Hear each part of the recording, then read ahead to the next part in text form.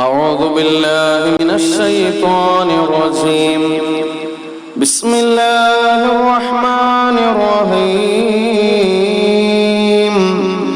وسارعوا إلى مغفرة من ربكم وجنة عرضها السماوات والأرض أعدت للمتقين. صدق الله العلي العظيم. وقال نبينا وحبيبنا وشفيعنا ومصطفانا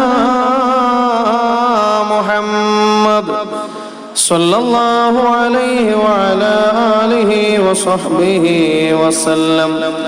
فإذا سألتم الله فاسألوه الفردوس فإنه وسط الجنة وأعلى الجنة وفوقه عرش الرحمن.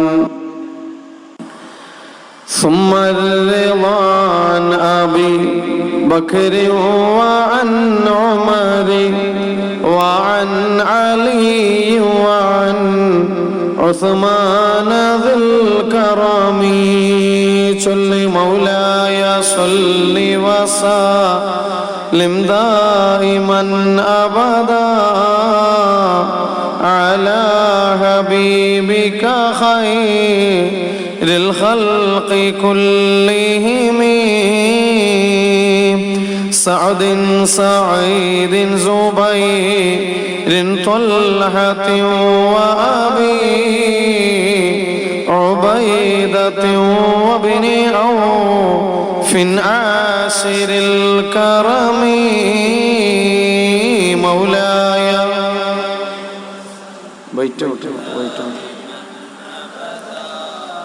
على حبيبك خير الخلق كلهم. يا صاحب البغداد كل ناظرين. يا مطلب الحاجات عبد القادر. يا صاحب الأجمير كل ناصرين. يا مطلب الحاجات خواجة سنجري. يا صاحب الكنيال شيخي حاضري. يا مطلب الحاجات مولى القادر.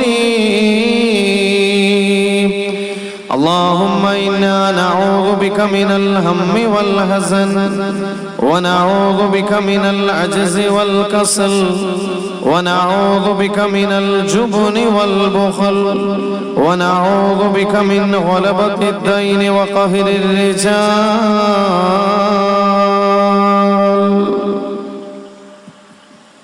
Monitor എടുക്കാത്ത പോലെയുണ്ട്.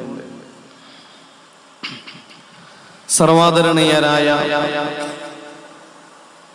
ഏറെ ആദരിക്കുകയും ബഹുമാനിക്കുകയും ചെയ്യുന്ന അഭിവന്യരായ തങ്ങളവറുകളെ,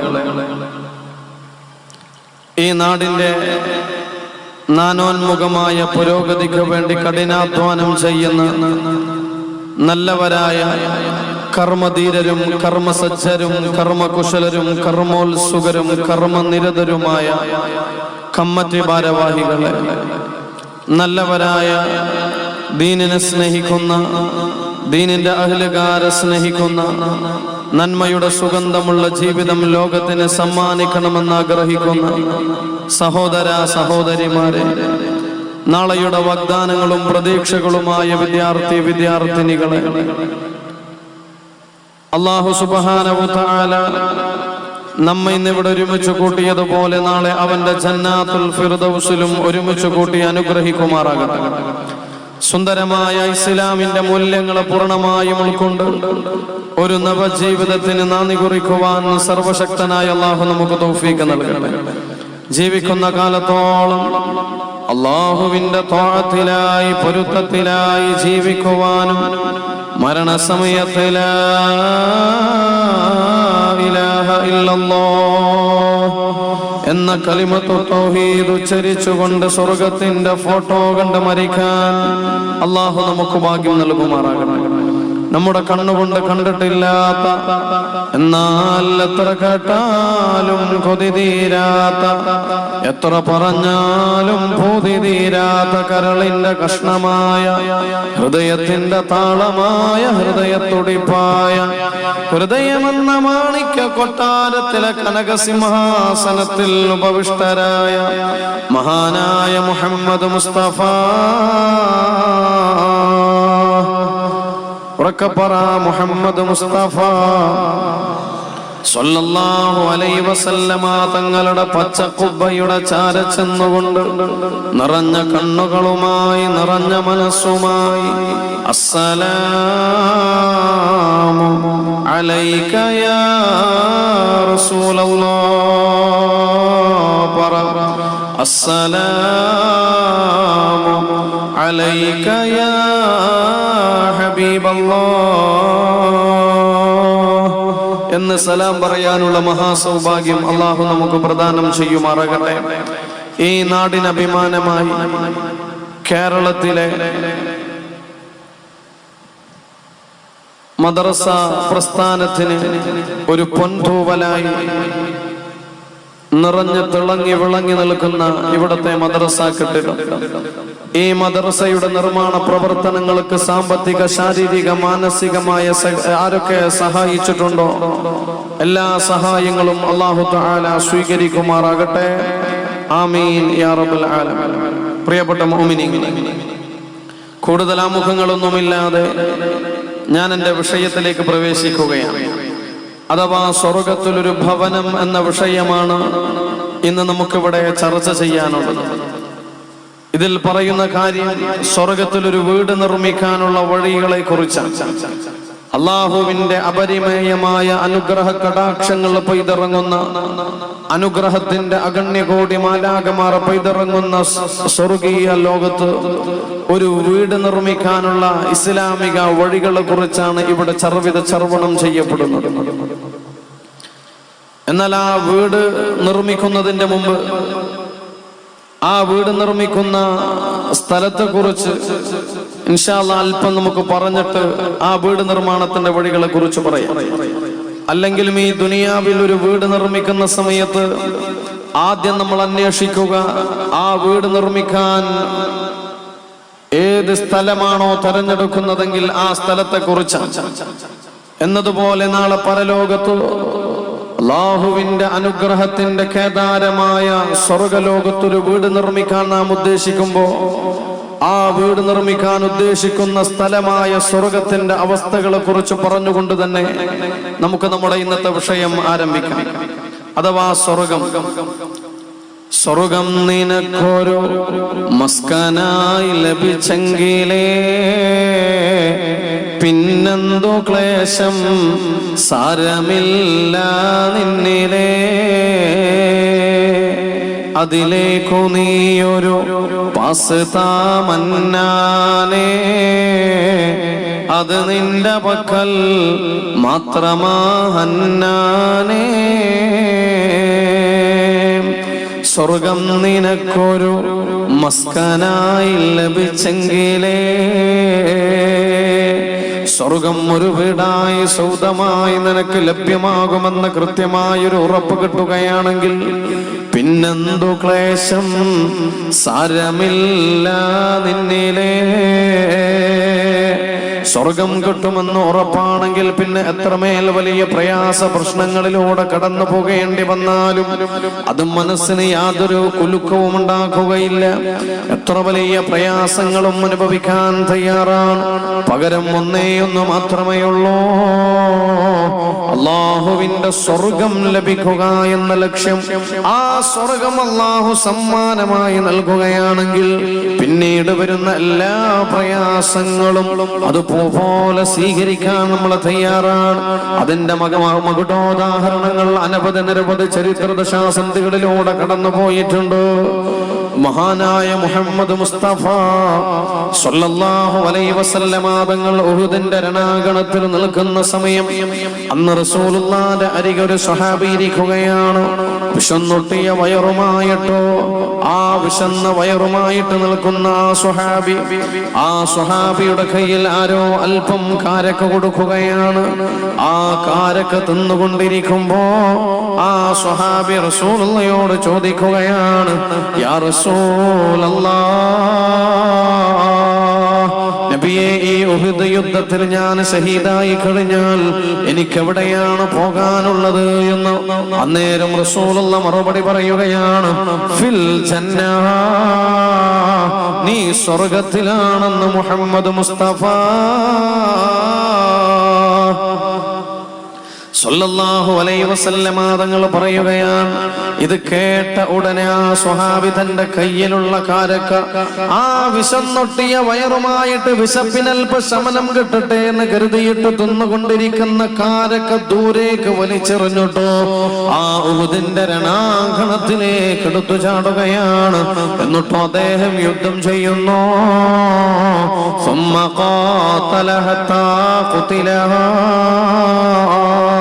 ഷഹീദാകുന്നതുവരെ യുദ്ധം ചെയ്യുകയാണ്. എന്ന് വെച്ചാൽ സ്വർഗം കിട്ടുമെന്ന് റസൂലുള്ളാഹി പറഞ്ഞപ്പോ പിന്നീട് തന്റെ വിശപ്പൊന്നു തീരട്ടെ, തന്റെ പട്ടിണിയൊന്ന് നീങ്ങട്ടെ, ഈ കാരക്കയൊന്ന് തിന്നു തീരട്ടെ എന്ന് വിചാരിച്ചില്ല. ആ കാരക്ക പോലും തിന്ന് തീരാൻ കാത്തുമൽക്കാതെ അത് വലിച്ചെറിഞ്ഞിട്ട് ഉഹുദിന്റെ രണഭൂമിയിലേക്ക് എടുത്ത് ചാടിയിട്ട് ഷഹീദായിട്ടുണ്ടെങ്കിലോ എന്താണ് ഈ ചരിത്രം നമ്മോട് വിളിച്ചു പറയുന്നതെന്ന് ചോദിച്ചു കഴിഞ്ഞാൽ, സ്വർഗം ലഭിക്കുമെന്ന കൃത്യമായൊരു ഉറപ്പ് കിട്ടിക്കഴിഞ്ഞാൽ പിന്നെ മരണം പോലും സ്വാഗതമാണ്. പിന്നെന്തു ക്ലേശം സാരമില്ല നിന്നിലേ, പിന്നെ എത്ര വലിയ പ്രയാസം അനുഭവിക്കാനും മനസ്സിന് ടെൻഷനില്ല എന്ന് കൃത്യമാണ്. അഥവാ സ്വർഗം കിട്ടുമെന്ന് ഉറപ്പാണെങ്കിൽ പിന്നെ ദുനിയാവിന്ന് അനുഭവിക്കുന്ന പ്രയാസങ്ങളൊന്നും പ്രയാസങ്ങളല്ല. എന്നാൽ ഈ സ്വർഗത്തിന് 8 നിലകളാണുള്ളത്. ദാറുൽ അദ്ൻ, ദാറുൽ ഖുൽദ്, ദാറുൻ നഈം, ദാറുൽ മഅവ, ദാറുസ് സലാം, ദാറുൽ ഖറാർ, ദാറുൽ മുഖാമ, ജന്നാത്തുൽ ഫിർദൗസ്. സ്വർഗത്തിന്റെ 8 നിലകളാണ്. അതിൽ ഏറ്റവും ഉന്നതമായ സ്വർഗം ഏതാണെന്നറിയോ? ജന്നാത്തുൽ ഫിർദൗസ്. ജന്നാത്തുൽ ഫിർദൗസാണ്. അതുകൊണ്ടാണ് അല്ലാഹുവിന്റെ ഹബീബ് മുഹമ്മദ് മുസ്തഫ സ്വല്ലല്ലാഹു അലൈഹി വസല്ലമ തങ്ങൾ പറഞ്ഞു തന്നത്, ഫഇദാ സഅൽതുമുല്ലാഹ്, നിങ്ങൾ അല്ലാഹുവിനോട് ദുആ ചെയ്യുകയാണെങ്കിലോ, അല്ലാഹുവിനോട് സ്വർഗത്തിന് വേണ്ടി ചോദിക്കുകയാണെങ്കിലോ, ഫസ്അലൂൽ ഫിർദൗസ്, നിങ്ങൾ ജന്നാത്തുൽ ഫിർദൗസ് അല്ലാഹുവിനോട് ചോദിക്കണം. ജന്നാത്തുൽ ഫിർദൗസ് ചോദിക്കണമെന്ന് മുഹമ്മദ് മുസ്തഫ സല്ലല്ലാഹു അലൈഹി വസല്ലം തങ്ങൾ പറയുകയാണ്. എന്തേ കാരണമെന്നറിയോ? ജന്നാത്തുൽ ഫിർദൗസ് എന്നുള്ളത് ഫഇന്നഹു വസ്തുൽ ജന്ന വഅലൽ ജന്ന വഫൗഖഹു അർശുർ റഹ്മാൻ. ആ ജന്നാത്തുൽ ഫിർദൗസ് വസ്തുൽ ജന്ന, സ്വർഗ്ഗത്തിന്റെ നടുഖണ്ഡമാണ്. വഅലൽ ജന്ന, സ്വർഗ്ഗത്തിലെ ഏറ്റവും ഉന്നതമായ പദവിയാണ്. വഫൗഖഹു അർശുർ റഹ്മാൻ. ആ ജന്നാത്തുൽ ഫിർദൗസിന്റെ മുകളിലാണ് അല്ലാഹുവിന്റെ അർശ് സ്ഥിതി ചെയ്യുന്നത്. അത്രയും ഉദാത്തമായ, ഉജ്ജ്വലമായ, മനോഹരമായ, ഏറെ ഭംഗിയുള്ള, ഏറ്റവും ഉന്നതമായ സ്വർഗമാണ് ജന്നാത്തുൽ ഫിർദൗസ്. അതുകൊണ്ട് എന്റെ പ്രിയപ്പെട്ട ഉമ്മ, നീ പാതിരാവിന്റെ പാതിവേളകളിൽ എഴുന്നേറ്റുകൊണ്ട് തഹജ്ജുദ് നമസ്കരിച്ചുകൊണ്ടോ 2 കരങ്ങളും മേൽപോട്ട് ഉയർത്തിയിട്ടോ രാജാതിരാജനായ അല്ലാഹ് ചെയ്യലുണ്ടല്ലോ, അല്ലാഹുവേ എനിക്ക് സ്വർഗം തരണേ അല്ലാ എന്ന് നീ പ്രാർത്ഥന നടത്താറുണ്ടല്ലോ. അങ്ങനെ പ്രാർത്ഥിക്കുമ്പോ സ്വർഗം തരണേ അല്ലാ എന്ന് പറയുന്നതിനേക്കാളപ്പുറം എനിക്ക് ജന്നാത്തുൽ ഫിർദൗസ് തരണേ അല്ലാ എന്ന് ദുആ ചെയ്യാൻ വേണ്ടി സാധ്യമാവണം. കാരണം ദുആ ചെയ്യുമ്പോ ജന്നാത്തുൽ ഫിർദൗസിന് വേണ്ടി ചോദിക്കണേ എന്ന് മുഹമ്മദ് മുസ്തഫ സല്ലല്ലാഹു അലൈഹി വസല്ലം തങ്ങൾ പറഞ്ഞു തരികയാണ്. ഇനി കേൾക്കി, ജന്നാത്തുൽ ഫിർദൗസ് എന്ന് പറയുമ്പോഴാണ് മാസങ്ങൾക്ക് മുമ്പ് ഒരു സഹോദരി ജന്നാത്തുൽ ഫിർദൗസിന്റെ ഒരു കഥ പറഞ്ഞത്. അതിങ്ങനെയാണ്, പ്രിയപ്പെട്ട സഹോദരിമാർ നന്നായിട്ടൊന്ന് ശ്രദ്ധിക്കണം. അഥവാ 5-8 മാസങ്ങൾക്ക് മുമ്പ് ഞാൻ ജോലി ചെയ്യുന്ന സ്ഥലത്ത് അതിന്റെ തൊട്ടടുത്തൊരു സഹോദരി ഒരു ചോദ്യം ചോദിച്ചെന്നോട്. 5-8 മാസങ്ങൾക്ക് മുമ്പ് നടന്ന സംഭവമാണ്. ആ സഹോദരി ചോദിക്കുകയാണ്, ഉസ്താദേ, റസൂലുള്ളാഹിന്റെ കോലത്തിലോ റസൂലുള്ളാഹിന്റെ രൂപത്തിൽ ഇബ്ലീസ് സ്വപ്നത്തിൽ വരുമോ എന്ന്. റസൂലുള്ളാഹിന്റെ രൂപം പ്രാപിച്ചിട്ട് ഇബ്ലീസ് കിനാവിൽ വരുമോ? ആ പെണ്ണിന്റെ ചോദ്യമാണ്. ആ സമയത്ത് ഞാൻ മറുപടി പറഞ്ഞു, ഇല്ല, ഒരിക്കലും റസൂലുള്ളാഹിന്റെ കോലത്തിലോ ഇബ്ലീസിന് കിനാവിൽ വരാൻ കഴിയില്ല. കാരണം റസൂലുള്ളാഹി പറഞ്ഞിട്ടുണ്ട്, മൻ റആനി ഫിൽ മനാം, ആരെങ്കിലും എന്നെ കിനാവ് കണ്ടാൽ ഫഖദ് റആനി, അവൻ കണ്ടത് എന്നെ തന്നെയാണ്. കാരണം തീർച്ചയായും എന്റെ രൂപത്തിലോ ഇബ്ലീസിന് വരാൻ കഴിയുകയില്ല എന്ന് ത്വാഹ മുഹമ്മദ് മുസ്തഫ സല്ലല്ലാഹു അലൈഹി വസല്ലം തങ്ങൾ പറഞ്ഞു തരികയാണ്. ഈ ഹദീസ് ഉദ്ധരിച്ചുകൊണ്ട് പെണ്ണിന്റെ ചോദ്യത്തിന് മറുപടിയായിട്ട് പറഞ്ഞു, ഇല്ല പെങ്ങളെ, ഇല്ല, ഒരിക്കലും ഇബ്ലീസ് റസൂലുള്ളാഹിന്റെ കോലത്തിൽ വരാൻ കഴിയുകയില്ല എന്ന് ആ പെണ്ണിനോട് മറുപടി പറഞ്ഞപ്പോ ആ പെണ്ണിനോടൊരു കാര്യം പറഞ്ഞു. എന്റെ പ്രിയപ്പെട്ട ഉമ്മ, ആ പെണ്ണെന്താ പറഞ്ഞതെന്നറിയോ? എങ്കിൽ ഉസ്താദേ, ഇന്നലെ രാത്രി ഞാനൊരു സ്വപ്നം കണ്ടിട്ടുണ്ട്. ഇന്നലെ രാത്രി ഞാനൊരു കിനാവ് കണ്ടിട്ടുണ്ട്. ആരെയാണ് സ്വപ്നം കണ്ടതെന്നറിയോ? അത് ലോകത്തിന്റെ മുത്തേ, മുസ്ലിമീങ്ങളുടെ സ്വത്തേ, അഴകിന്റെ മാരിവില്ലേ മുഹമ്മദ് മുസ്തഫ സല്ലല്ലാഹു അലൈഹി വസല്ലം തങ്ങളെയാണ് ഇന്നലെ രാത്രി ഞാൻ കിനാവ് കണ്ടത്. പെങ്ങളെ, എത്ര കാലമായി നമ്മൾ ദുആ ചെയ്യാൻ തുടങ്ങിയിട്ടോ. സ്വലാത്തിന്റെ മജ്ലിസുകളിൽ പങ്കെടുക്കുമ്പോ ആ സ്വലാത്ത് മജ്ലിസുകൾക്ക് നേതൃത്വം കൊടുക്കുന്ന ഉസ്താദ് പ്രാർത്ഥന നടത്താറുണ്ടല്ലോ, അല്ലാഹുവേ റസൂലുള്ളാഹിനെ കിനാവ് കാണിച്ചു തരണേ അല്ലാ. ആ പ്രാർത്ഥനക്ക് നമ്മൾ എങ്ങനെയാ ആമീൻ പറഞ്ഞത്? ഒലിച്ചിറങ്ങുന്ന കണ്ണീർ കണങ്ങൾ സാക്ഷി നിർത്തിയിട്ടല്ലേ, ഒരുപാട് ആഗ്രഹത്തോടെയല്ലേ. പടച്ചവനെ, എന്റെ കിനാവിലേക്ക് റസൂലുള്ളാഹിനെ കാണിച്ചു തരണേ അല്ലാ എന്ന ഉത്കടമായ ആഗ്രഹത്തോടെയാണ് നീ ആമീൻ പറഞ്ഞതെങ്കിലോ. അങ്ങനെ എത്രയെത്ര കാലമാ, എത്രയെത്ര പ്രാർത്ഥനകളാ റസൂലുള്ളാഹിനെ കിനാവിൽ കാണാൻ വേണ്ടി നമ്മൾ പ്രാർത്ഥിച്ചതോ. എന്നാൽ ഒരു പെണ്ണ് പറയുകയാണ്, ഇന്ന് റസൂലുള്ളാഹിനെ കിനാവ് കണ്ടിട്ടുണ്ട് എന്ന്. ഞാൻ ആ സമയത്ത് ആ പെണ്ണിനോട് ചോദിച്ചു, റസൂലുള്ളാഹിന്റെ രൂപം എങ്ങനെയാണ്? അന്നേരം ആ പെണ്ണ് പറയുകയാണ്, ഉസ്താദേ, അത് പറഞ്ഞു തരാൻ എനിക്ക് കഴിയൂല. അതെങ്ങനെയാണെന്ന് വിവരിച്ചു തരാനുള്ള സാഹിത്യം എനിക്കറിയില്ല. അത് പറയാൻ എന്റെ നാവുകൾക്ക് കഴിയില്ല ഉസ്താദേ. പെണ്ണ് വല്ലാത്ത സങ്കടത്തോടെ പറയുകയാ, അതങ്ങ് പറഞ്ഞു തീർക്കാൻ എനിക്ക് കഴിയൂല എന്ന്. ആ സമയത്ത് ഞാൻ ആ പെണ്ണിനോട് ചോദിച്ചു, പെങ്ങളെ, ആ കണ്ട പാശ്ചാത്തലം എന്താണ് റസൂലുള്ളാഹിനെ സ്വപ്നം കണ്ടത് എന്ന്. അന്നേരം ആ പെണ്ണ് പറഞ്ഞത് എങ്ങനെയാണ്? ഉസ്താദേ, ഞാൻ മദീന സന്ദർശിക്കാൻ വേണ്ടി പോകുന്ന രംഗമാണ് കിനാവ് കണ്ടത്. മദീനയിലേക്ക് പോകുന്നു. മഹാനായ മുഹമ്മദ് മുസ്തഫ സ്വല്ലല്ലാഹു അലൈഹി വസല്ലമ തങ്ങളുടെ പാദസ്പർശനങ്ങളാൽ ഹർഷപുളകിതമായ മണൽത്തരികളിലൂടെ ഞാൻ നടന്നങ്ങ് നീങ്ങുകയാണ്. അങ്ങനെ റസൂലുള്ളാഹിന്റെ റൗളാ ശരീഫിന്റെ പച്ച ഖുബ്ബയുടെ അരികിലെത്തിയപ്പോ ആ കിനാവിലായി റസൂലുള്ളാഹിനോട് ഞാൻ സലാം പറഞ്ഞു. അസ്സലാമു അലൈക യാ റസൂലല്ലാഹ്. ആ സലാം റസൂലുള്ള മടക്കുകയാണ്. എങ്ങനെയെന്നറിയോ? കിനാവിൽ റസൂലുള്ള എന്റെ അരികിലേക്ക് വരുന്നു. ആ റസൂലുള്ളാഹിന്റെ മുഖം ഞാൻ കാണുന്നു. പുന്നാര നബി തങ്ങൾ എന്റെ സലാം മടക്കുന്നു. ആ റസൂലുള്ളാഹിനെ കാണുകയാണ്. അതൊരു വല്ലാത്ത പ്രകാശമാണ്. പൂർണ്ണ പൗർണമി രാവിലെ ചന്ദ്രനെ പോലെ തിളങ്ങി വിളങ്ങി നിൽക്കുന്ന ഹബീബിന്റെ ഭൂമുഖം കണ്ടപ്പോ എന്റെ മനസ്സിൽ വല്ലാത്ത സന്തോഷമായി. ആ സമയത്ത് റസൂലുള്ളാഹിയോട് ഞാനൊരു ചോദ്യം മാത്രമേ ചോദിച്ചിട്ടുള്ളൂ. അതിന് റസൂലുള്ളാഹി ഒരൊറ്റ മറുപടിയെ എന്നോട് പറഞ്ഞിട്ടുള്ളൂ.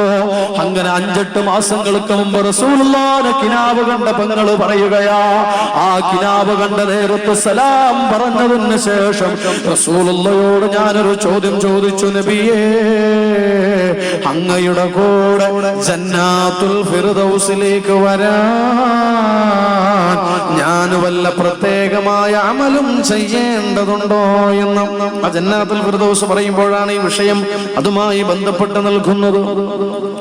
അങ്ങയുടെ കൂടെ ജന്നാത്തുൽ ഫിർദൗസിലേക്ക് വരാൻ ഞാൻ പ്രത്യേകമായ വല്ല അമലും ചെയ്യേണ്ടതുണ്ടോ എന്ന്. അന്നേരം റസൂലുള്ളാഹി പെണ്ണിനോട് കിനാവിൽ മറുപടി പറഞ്ഞത് ഇങ്ങനെയാണ്. ഉമ്മ, കേൾക്കണേ, മടി കാണിക്കല്ല, അലസത കാണിക്കല്ല, ശ്രദ്ധ മാറല്ല. എന്റെ പ്രിയപ്പെട്ട ഉമ്മ, ഈ വല്ലാക്കടപ്പുറത്തിന്റെ അഭിമാനമായി തിളങ്ങി വിളങ്ങി നിൽക്കുന്ന ഈ മദ്രസ അങ്കണത്തിന് ചാരി നിൽക്കുന്ന പ്രിയപ്പെട്ട പെങ്ങള്, റസൂലുള്ളാഹി പെണ്ണിന്റെ ചോദ്യത്തിന് മറുപടിയായിട്ട് പറയുകയാ, പെണ്ണേ, നിനക്ക് എന്റെ കൂടെ ജന്നാത്തുൽ ഫിർദൗസിലേക്ക് വരാൻ മോഹമുണ്ടോ? എങ്കിൽ നിന്റെ ഭർത്താവിനെ തൃപ്തിപ്പെടുത്തൂ, നിന്റെ ഭർത്താവിനെ തൃപ്തിപ്പെടുത്തൂ. ഇത് പറയലോടെ എന്റെ കിനാവിൽ നിന്ന് ഞാൻ പിന്മാറുകയാ. എന്റെ കിനാവ്, എന്റെ സ്വപ്നമങ്ങ് മാഞ്ഞു പോവുകയാ. ഈ രംഗം വരെ മാത്രമേ ഞാൻ കിനാവ് കണ്ടിട്ടുള്ളൂ. ആ പെങ്ങൾ പറഞ്ഞ വിഷയമാണിത്. എന്റെ പ്രിയപ്പെട്ട ഉമ്മ, എന്റെ പ്രിയപ്പെട്ട സഹോദരിമാര്, ജന്നാത്തുൽ ഫിർദൗസിലേക്ക് വരാൻ നിന്റെ ഭർത്താവിനെ തൃപ്തിപ്പെടുത്തൂ എന്ന മറുപടിയാണ് ആ 5-8 മാസങ്ങൾക്ക് മുമ്പ് കിനാവിൽ വന്ന പ്രിയപ്പെട്ട പ്രവാചകൻ ഒരു പാവപ്പെട്ട പെങ്ങളോട് മറുപടി പറഞ്ഞതെങ്കിലും നമുക്കും മോഹമില്ലോ. ഈ ഒരു സ്വപ്നം വലിയ പ്രാമാണിക യോഗ്യമായ വിഷയമാക്കിയിട്ട് കൊണ്ട് നടക്കാൻ വേണ്ടി ഞാൻ പറഞ്ഞതല്ല.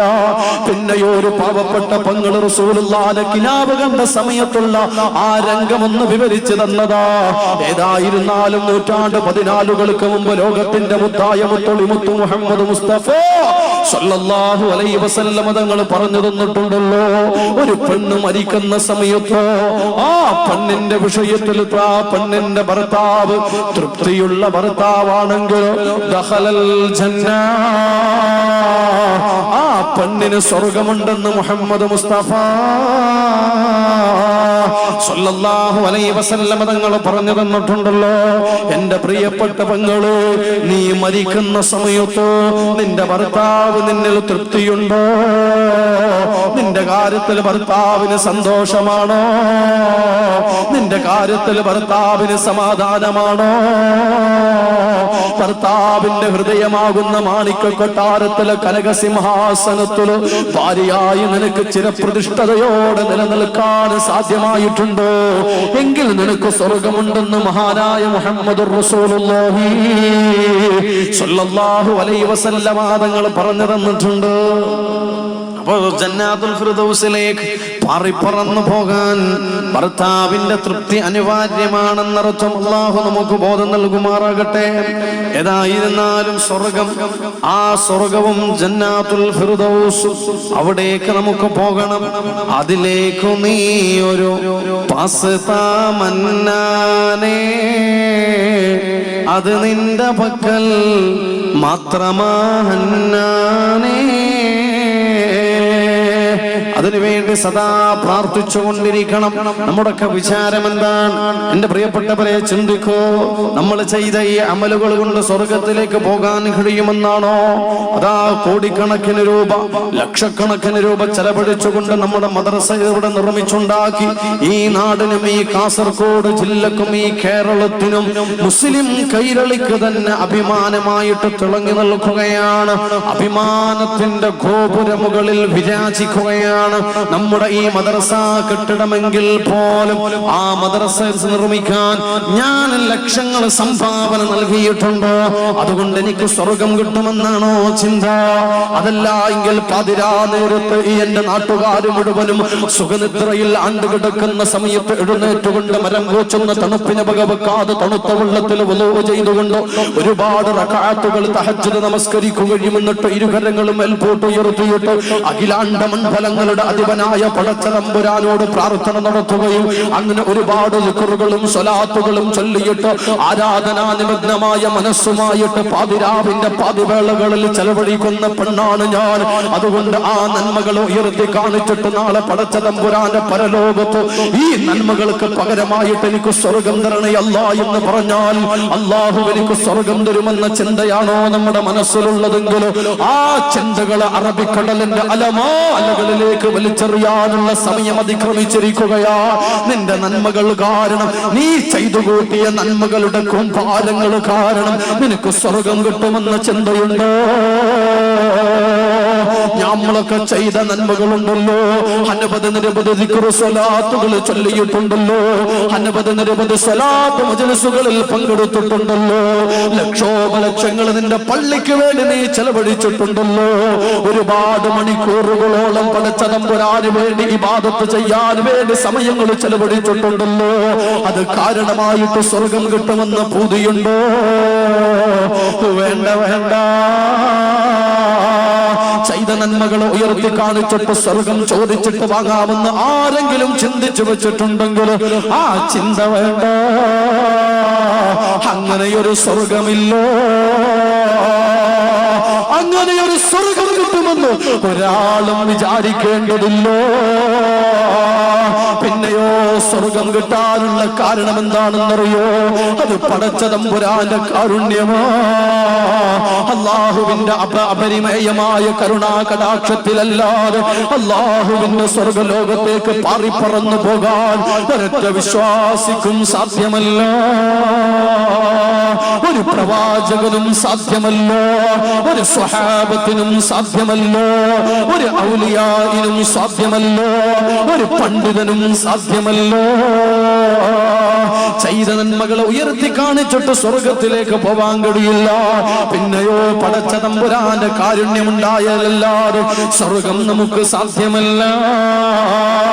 അതുകൊണ്ടാണല്ലോ 500 കൊല്ലം ഇബാദത്ത് ചെയ്ത മനുഷ്യന് ആ മനുഷ്യന് പടച്ചവനോട് ഒരൊറ്റ ചോദ്യമേ ചോദിച്ചിട്ടുള്ളൂ, അല്ലാഹുവേ സുജൂദിലായി മരിപ്പിക്കണേ അല്ലാ. ആ പ്രാർത്ഥന പടച്ച തമ്പുരാൻ സ്വീകരിച്ചല്ലോ. സുജൂദിൽ കിടന്നിട്ടാണ് 500 വർഷം മുഴുവനായി പടച്ച തമ്പുരാനെ മാത്രം ഇബാദത്ത് ചെയ്ത മനുഷ്യൻ മരിച്ചതെങ്കിൽ ആ മനുഷ്യന് നാളെ പരലോകത്തേക്ക് കൊണ്ടുവരപ്പെടുന്ന രംഗത്തെ കുറിച്ച് പ്രിയപ്പെട്ട പ്രവാചകനും പറഞ്ഞു തരുന്നുണ്ടോ?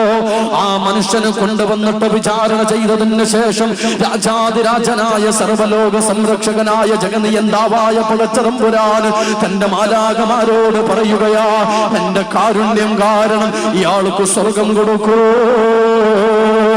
അന്നേരം ഈ മനുഷ്യന് 500 കൊല്ലം പടച്ച തമ്പുരാന് ഇബാദത്തെടുത്ത മനുഷ്യനോ അവിടെ വെച്ച് പടച്ച തമ്പുരാനോട് ചോദിക്കുകയാ, അല്ലാഹുവേ, ഈ 500 കൊല്ലം ഇബാദത്തെടുത്ത എനിക്ക് സ്വർഗത്തിലേക്ക് പോകാൻ നിന്റെ ഔദാര്യത്തിന്റെ ആവശ്യമുണ്ടോ?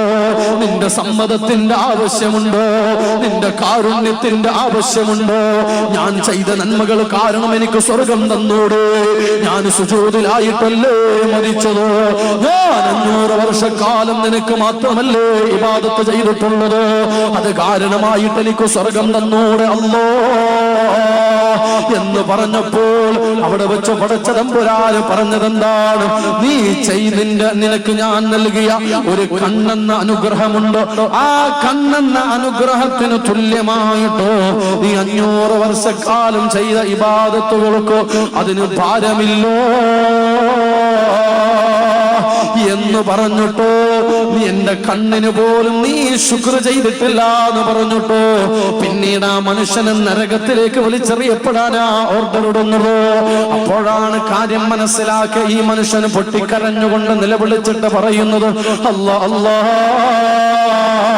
അല്ലാഹുവേ, നിന്റെ കാരുണ്യം കൊണ്ട് മാത്രം എനിക്ക് സ്വർഗം തന്നാൽ മതി എന്ന് പറഞ്ഞിട്ട് 500 വർഷക്കാലം മുഴുവനായിട്ട് ഇബാദത്ത് ചെയ്ത മനുഷ്യന് പോലും അവന് സ്വർഗം കിട്ടാനുള്ള കാരണം അല്ലാഹുവിന്റെ കാരുണ്യമാണെങ്കിലോ എന്റെ പ്രിയപ്പെട്ട മുഅ്മിനേ, നന്നായി ദുആ ചെയ്യേണ്ടത് ഒരു കാര്യത്തിന് വേണ്ടിയാണ്.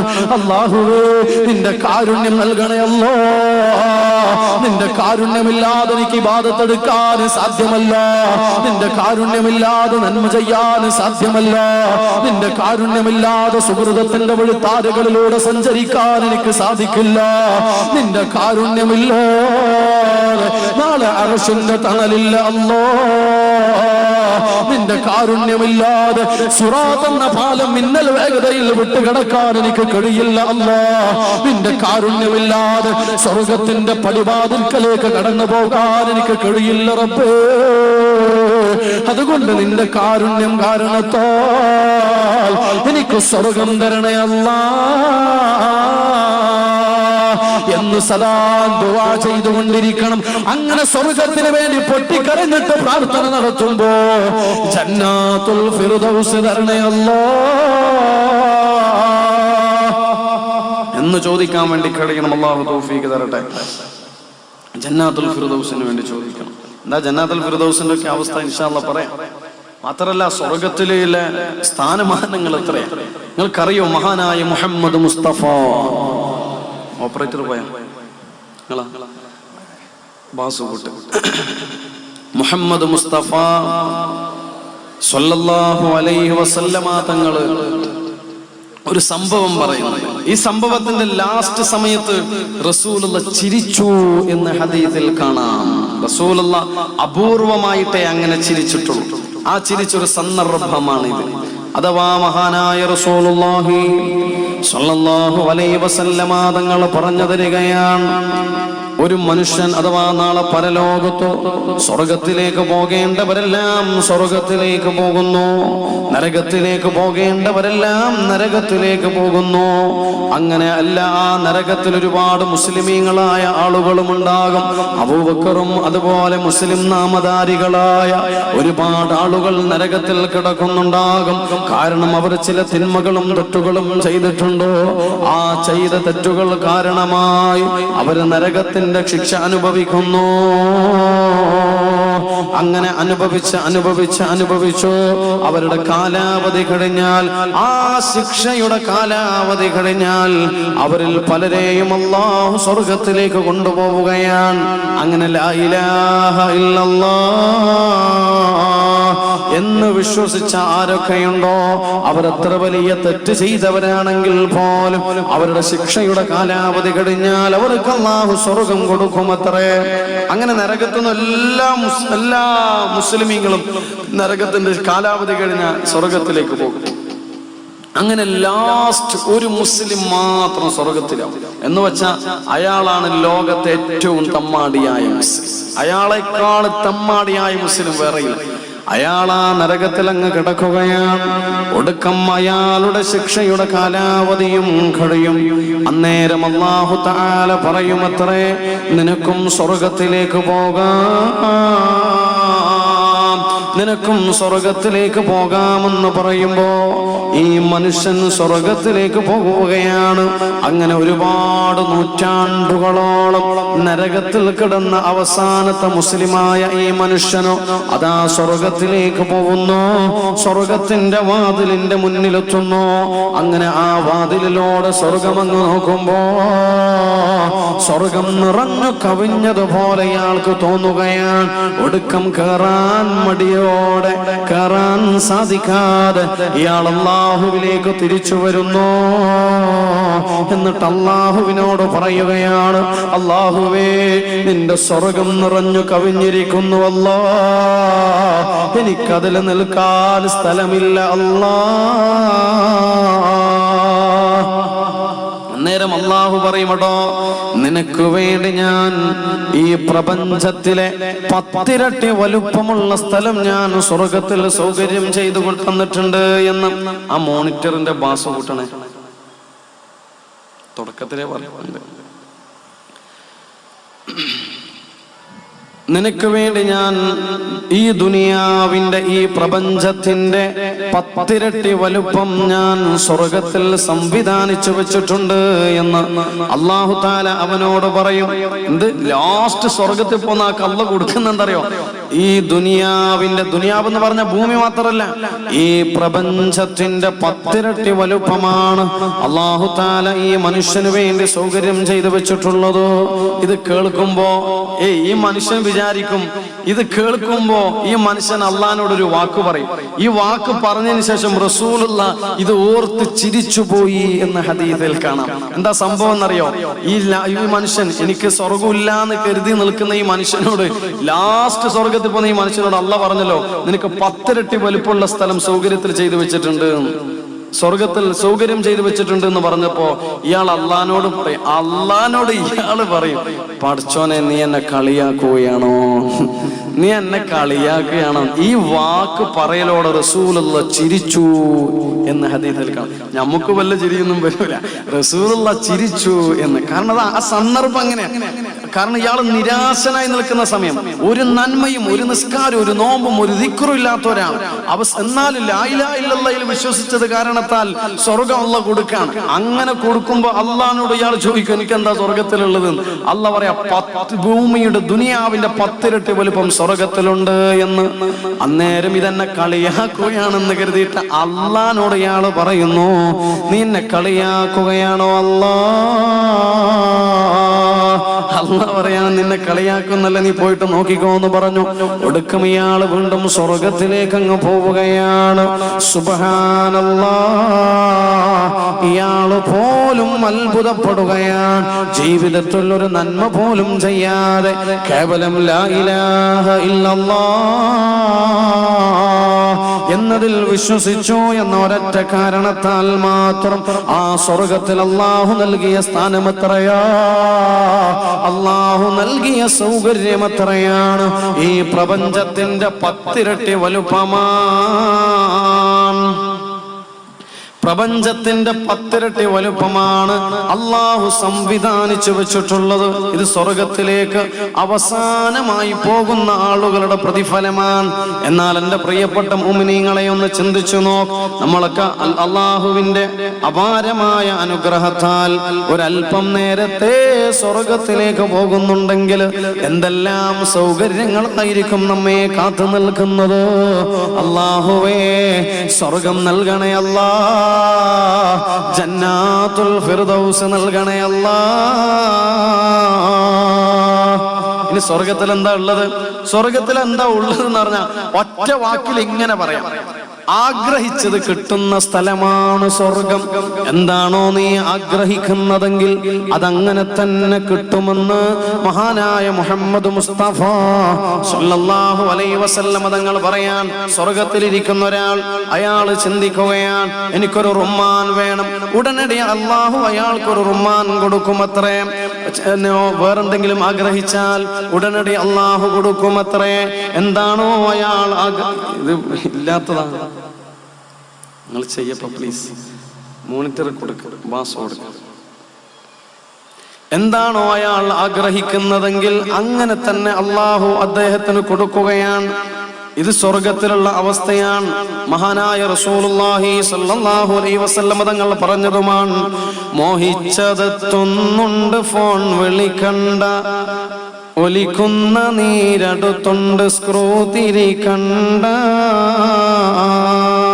പറക്കും ശരീരത്തിലുണ്ട് കാറടുക്കണ്ട, നീ കരുതിയാൽ മതി പാറുമേ പറയണ്ട.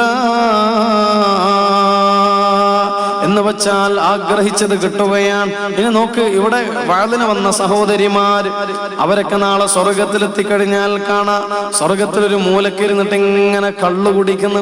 സ്വർഗത്തിലെ മൂലക്കിരുന്നിട്ട് കള്ളു കുടിക്കുന്നുണ്ടാവും. അങ്ങനെ പോകുന്ന വാളിന് വന്ന ഉസ്താദൊക്കെ ആ സ്വർഗത്തിൽ എത്തിയിട്ടുണ്ടെങ്കിൽ, അള്ളാഹു എത്തിക്കട്ടെ, എത്തിക്കട്ടെ, അങ്ങനെ സ്വർഗത്തിൽ എത്തിയിട്ടുണ്ടെങ്കിൽ ഇങ്ങനെ നടന്നു പോകും. അന്നേരം ഉസ്താദിനെ കാണുമ്പോൾ വയത് കേൾക്കാൻ വേണ്ടി വന്ന പെണ്ണുങ്ങന്മാരൊക്കെ പറയും, ഓ ഉസ്താദ് ഇവിടെ എനിക്ക് നമുക്ക് കുറച്ച് കുടിച്ചിട്ട് പോവാന്ന് പറയും. ഇതൊക്കെ സ്വർഗത്തിലെ കാഴ്ചകളാണ്. അള്ളാഹുവേ കള്ളു കുടിക്കാനുള്ള തൗഫീഖ് തരണേ അല്ലാ. നിങ്ങൾക്കാർക്കും വേണ്ടേ? അള്ളാഹുവേ സ്വർഗത്തിലെ കള്ളു കുടിക്കാനുള്ള തൗഫീഖ് തരണേ അല്ലാ. എന്നിട്ടും ആമീൻ പറയുന്നില്ല. ഇത്തിരി സൂഫികളായ മനുഷ്യന്മാരാ. വല്ല കടപ്പുറത്ത് മാത്രമേ ഉണ്ടാവും. സ്വർഗത്തിലെ കള്ളു വരെ വേണ്ട. കള്ളിനോടുള്ള ദേഷ്യം കാരണം സ്വർഗത്തിലെ കള്ളു വരെ വേണ്ടെന്ന് പറഞ്ഞത് ഇങ്ങ് മാത്രമേ ഉണ്ടാവും, വേറെ എവിടെ ഉണ്ടാവില്ല. അള്ളാഹുവേ സ്വർഗത്തിലെ കള്ളു കുടിക്കാനുള്ള തൗഫീഖ് തരണേ അല്ലാ. എന്താ സ്വർഗത്തിലെ കള്ളിന്റെ അവസ്ഥ എന്നറിയോ? ലാ ഫീഹാ ഗൗൽ, ബുദ്ധിക്കൊരു കുഴപ്പവും വരുത്തുകയില്ല. പിന്നെയോ ലസ്സത്തിൽ ലിശ്ശാരിബീൻ, കുടിക്കുന്നവർക്ക് വല്ലാത്ത സുഖം തരുന്നു, കുടിക്കുന്നവർക്ക് വല്ലാത്ത ആനന്ദമാണ് സ്വർഗത്തിലെ കള്ളെന്ന് ഖുർആൻ. സ്വർഗത്തിലെ കള്ളിന്റെ പ്രത്യേകത അതാണ്, നല്ല ആനന്ദമാണ്, ബുദ്ധിക്കൊരു കുഴപ്പം വരൂല. ദുനിയാവിലെ കള്ളാണെങ്കിൽ കുറച്ച് കുടിക്കുമ്പോഴേക്ക് ആദ്യം കുടിക്കുമ്പോൾ ചെറിയ തലവേദന വരും, ഇല്ലേ? പിന്നെ ഇങ്ങനെല്ലാം ആക്കുന്നുണ്ട്. ഇല്ല, ചിലപ്പോ മൂപ്പരായിരിക്കും ഏറ്റവും കൂടുതൽ തലവേദന വന്ന ആള്. ഓക്കെ, ആദ്യമൊക്കെ ചെറിയൊരു തലവേദന വരും, പിന്നെയോ ഛർദി വരും, അല്ലെങ്കിൽ നടക്കാൻ കഴിയാത്ത അവസ്ഥ വരും. അതുപോലെ ബുദ്ധിക്ക് കുഴപ്പം വരും. വർത്തമാനം പറയുമ്പോൾ അങ്ങനെ ശരിയാവത്തില്ല, നടക്കാൻ കഴിയാത്ത അവസ്ഥ വരും, ചുരുണ്ട് കിടക്കേണ്ടി വരുന്ന അവസ്ഥ വരും. ഇങ്ങനെ ഒരുപാട് തകരാറുകളാണ് ഈ ദുനിയാവിലുള്ള കള്ളിന്റെ വിഷയമെങ്കിലോ സ്വർഗത്തിലെ കള്ളിനെ കുറിച്ചറിയോ? അത് ബുദ്ധിക്ക് കുഴപ്പം വരുത്തൂല, മസ്താവുകയില്ല, ലഹരി ബാധിക്കുകയില്ല, ഒരു പ്രയാസവുമില്ല. എത്ര കുടിച്ചാലും ഛർദി വരൂല, എത്ര കുടിച്ചാലും ക്ഷീണം വരൂല. ഞാനിതൊരു സ്ഥലത്ത് പറഞ്ഞപ്പോ, അതായത് ചെറുപ്പക്കാരെ ക്ലാസ്സിൽ പറഞ്ഞു, സ്വർഗത്തിലെ കള്ളു കുടിച്ചാൽ ലഹരിയും വരൂല, പൂസാവൂല, ഒരു കുഴപ്പമില്ല. അപ്പൊ ക്ലാസ്സെല്ലാം കഴിഞ്ഞിട്ട് പോകുമ്പോ ഒരു ചങ്ങാതി എന്നെ തോണ്ടിയിട്ട് പറഞ്ഞു, ഇതൊന്നും ആവുന്നില്ലെങ്കിൽ പിന്നെ ഇതിനെ കുടിക്കുന്നു. ചങ്ങാതി, ഇതൊന്നും ആവൂലെങ്കിലും നിനക്ക് അതിന്റെ ഒക്കെ സുഖം കിട്ടും.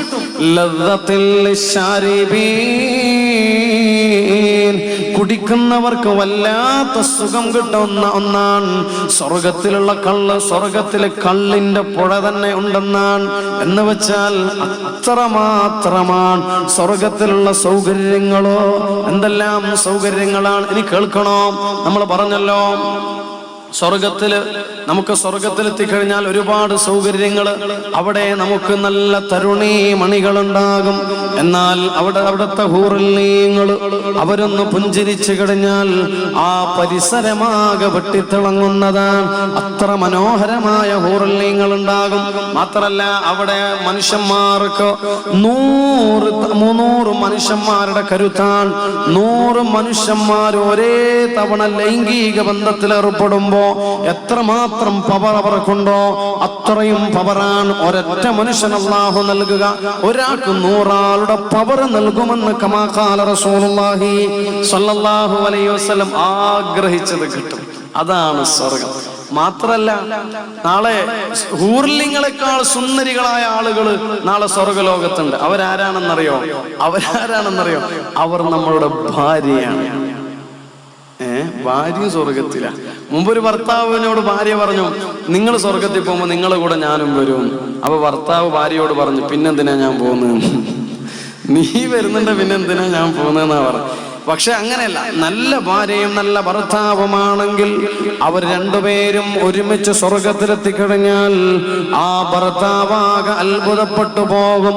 എന്ന് വച്ചാൽ 1000 സ്വർഗ സ്ത്രീകളെക്കാൾ മധുമനോഹരമായ അംഗലാവണ്യങ്ങൾ നൽകിയിട്ട് ഈ പെണ്ണിന്റെ സൗന്ദര്യം ഇങ്ങനെ ശോഭിച്ചു കൊണ്ടിരിക്കുകയാണ്. ഇത് മൂമിനത്തായ പെണ്ണിന്റെ പ്രത്യേകതയാണ്. വയസ്സായ ഉമ്മാമ മരിച്ച് ദിക്റൊക്കെ ചൊല്ലിയിട്ടാ മരിച്ചതെന്ന് സങ്കല്പിക്കുക.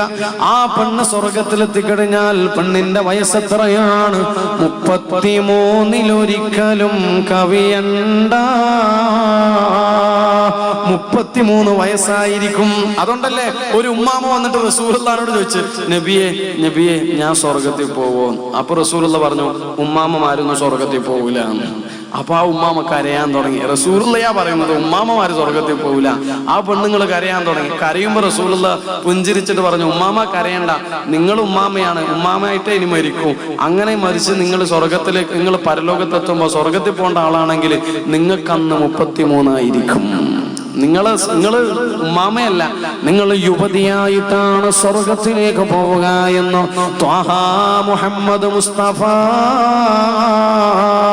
സല്ലല്ലാഹു അലൈഹി വസല്ലം ഒരൊറ്റ മുടി പോലും നരച്ചിട്ടുണ്ടാവൂല. നല്ല അഴകാർന്ന കർക്കൂന്തലായിരിക്കും.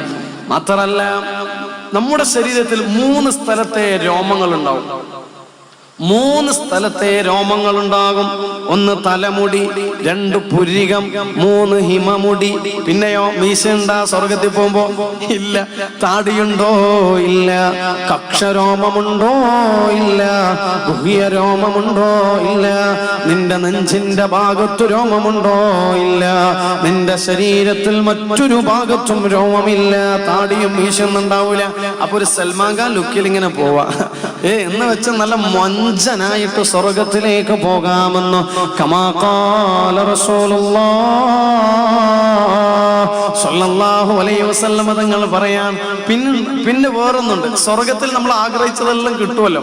അങ്ങനെ ആഗ്രഹിച്ച് കൊല്ലങ്ങൾ കുറേ കഴിയും, പതിറ്റാണ്ടുകളും നൂറ്റാണ്ടുകളും കഴിയും. അപ്പൊ ഈ ആഗ്രഹിക്കുന്നതിനൊരു പരിധിയില്ലേ?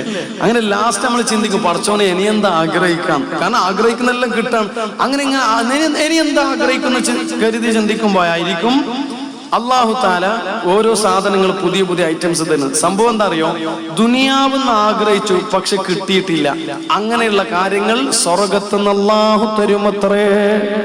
ദുനിയാവെന്ന് ആഗ്രഹിച്ചിട്ട് കിട്ടാത്ത സാധനങ്ങൾ സ്വർഗത്തിൽ നിന്ന് തരുമെന്ന് കമാ ഖാല റസൂലുള്ളാഹി സ്വല്ലല്ലാഹു. ഞാനൊരു ആക്റ്റീവ് എടുത്തിട്ട് ഇങ്ങനെ പോകുന്ന സമയത്ത് ഒരു നല്ലൊരു ഇന്നോവ കാറുണ്ട്, ഒരു BMW, ഒരു ഇന്നോവ കാർ ഞാൻ കണ്ടപ്പോ ഞാൻ കരുതി, പടച്ചോനെ അതുപോലത്തെ ഒരു ഇന്നോവ ഉണ്ടായിരുന്നെങ്കിൽ എന്ന് കരുതിയിട്ട് ഞാൻ സ്കൂട്ടർ ഓടിച്ചിട്ട് അങ്ങ് പോയി. എനിക്ക് മരിക്കുന്നത് വരെ ഒരു ഇന്നോവ കാർ സ്വന്തമാക്കാൻ കഴിഞ്ഞില്ല. ഞാൻ അങ്ങ് മരിച്ചു.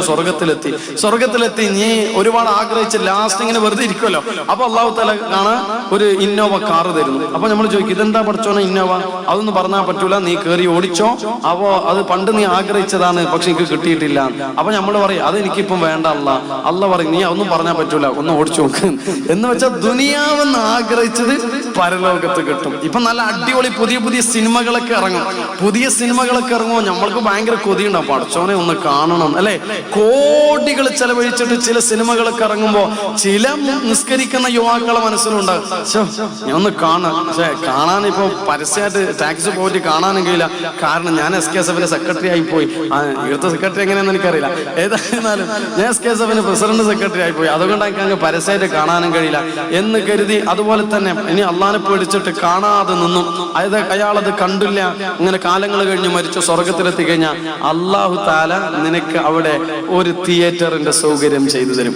ഇന്ന് ഇത് നീ കാണാത്ത ആ സിനിമ നിനക്ക് സ്വർഗത്തിലിരുന്ന് കാണാം. എന്താ കഴിയൂലേ? സംശയം ആഗ്രഹിച്ചത് കിട്ടുന്ന സ്ഥലം. ദുനിയാവെന്ന് ആഗ്രഹിച്ചിട്ട് കിട്ടാത്ത കാര്യങ്ങൾ നാളെ സ്വർഗത്തിൽ നിന്നൊക്കെ ലഭിക്കും. അത്രയും നീ റോഡിലൂടെ ബല്ലാക്കടപ്പുറത്തിന്റെ റോഡിലൂടെ നടന്നു പോകുമ്പോൾ കാണാ റോഡ് സൈഡിൽ നല്ല സുന്ദരിയായ മൊഞ്ചത്തിയായ ഒരു പെണ്ണ്. ആ പെണ്ണിനെ കണ്ടപ്പോൾ തന്നെ നീ അത്ഭുതപ്പെട്ടു പോയി, ഭയങ്കര സ്റ്റൈല്. പക്ഷെ ഇനി നോക്കാൻ പറ്റൂല. ഒരു തവണ കണ്ട കുഴപ്പമില്ല എന്നല്ലേ, രണ്ടാമത്തെ തവണ പിന്നെ നോക്കാൻ പറ്റൂല. അത് കുറ്റാണ്, അള്ളാഹ്ക്ക് ഇഷ്ടമല്ല എന്ന് കരുതിയിട്ട് നോക്കാതിരുന്നു. എന്നാലും മനസ്സിലൊരു വല്ലാത്ത ആഗ്രഹമുണ്ട്, പഠിച്ചോനെ ഇങ്ങനത്തെ പെണ്ണിനെ ഭാര്യയായിട്ട് കിട്ടിയിരുന്നെങ്കിൽ എന്ന്. അതും കരുതി അവനങ്ങ് പോയി ലാ ഇലാഹ ഇല്ലല്ലാഹ് ദിക്ർ ചൊല്ലി മുസ്ലിമായിട്ട് മരിച്ചു. നാളെ പരലോകത്തെ കാണാൻ അതേ പെണ്ണിനെ അള്ളാഹു കൊടുക്കുന്നു. ദുനിയാവെന്ന് ആഗ്രഹിച്ചിട്ട് കിട്ടാത്ത സാധനങ്ങൾ. ഇതെല്ലാം കേൾക്കുമ്പോഴത്തെ ചെറുപ്പക്കാർ വിചാരിക്കും ഇൻഷാ അല്ലാഹ് നാളെ നേരം കിട്ടും. എന്തിനി ഇനി കാണുന്ന എല്ലാ പെണ്ണുങ്ങളെയും നോക്കണം. എന്താ ഈടുന്ന് കിട്ടിയിട്ടില്ലെങ്കിൽ ആടുന്ന് കിട്ടുമല്ല ചങ്ങാതി. അങ്ങനെയല്ല നോക്കാൻ നിന്ന് നീ അവിടെ എത്തന്നെയില്ല, പിന്നല്ലേ കിട്ടല്. പിന്നെ നിനക്ക് സ്വർഗത്തിലെ പോവാൻ കഴിയില്ല, നരകത്തിലേക്കാ പോവാൻ കഴിയും. ഇത് മുഅ്മിനീങ്ങളുടെ അവസ്ഥയാ പറയുന്നത്. ഇനിയോ ആ മുഅ്മിനീങ്ങൾക്ക് അല്ലാഹു തആല സ്വർഗത്തിൽ ചില കൊട്ടാരങ്ങളും വീടുകളും നിർമ്മിച്ചിട്ടുണ്ടോ? നമ്മൾ പറഞ്ഞല്ലോ സ്വർഗത്തിൽ വീട് നിർമ്മിക്കാനുള്ള വഴികളെ കുറിച്ചാണ് ഇവിടെ ചർച്ച ചെയ്യുന്നത് എന്ന്.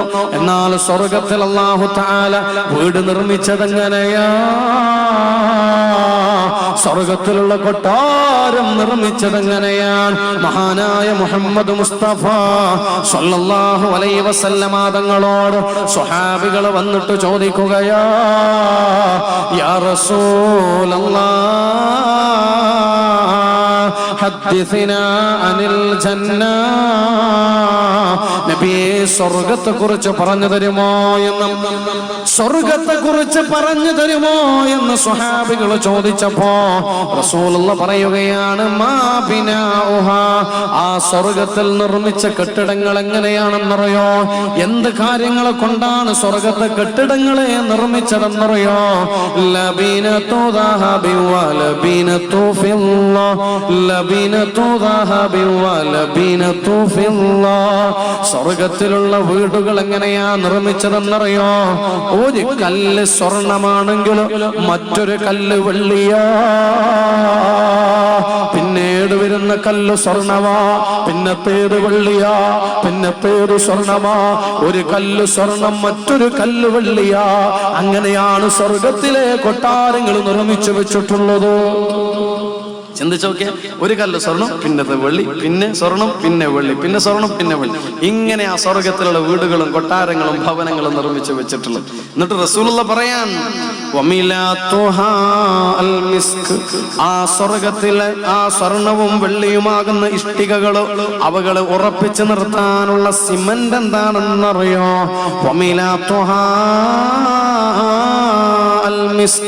അത് കസ്തൂരിയാണെന്ന് മുഹമ്മദ് മുസ്തഫ സല്ലല്ലാഹു അലൈഹി വസല്ലമ തങ്ങൾ പറയാൻ. കസ്തൂരിക്കൊരു പ്രത്യേകതയുണ്ടോ? അതൊരു വല്ലാത്ത സുഗന്ധമാ. ഇനിയോ സ്വർഗത്തിലെ ചരൽ കല്ലുകളുണ്ട്. നമ്മളെ ദുനിയാവിലുണ്ടല്ലോ ചരൽ കല്ലുകൾ ഭൂമിയുടെ മുകളിലോ, ഇതുപോലെയുള്ള ചരൽ കല്ലുകൾ നാളെ സ്വർഗത്തിലുണ്ടത്രേ. പക്ഷെ സ്വർഗത്തിലുള്ള ചരൽ കല്ലുകൾ ഏതാണ്?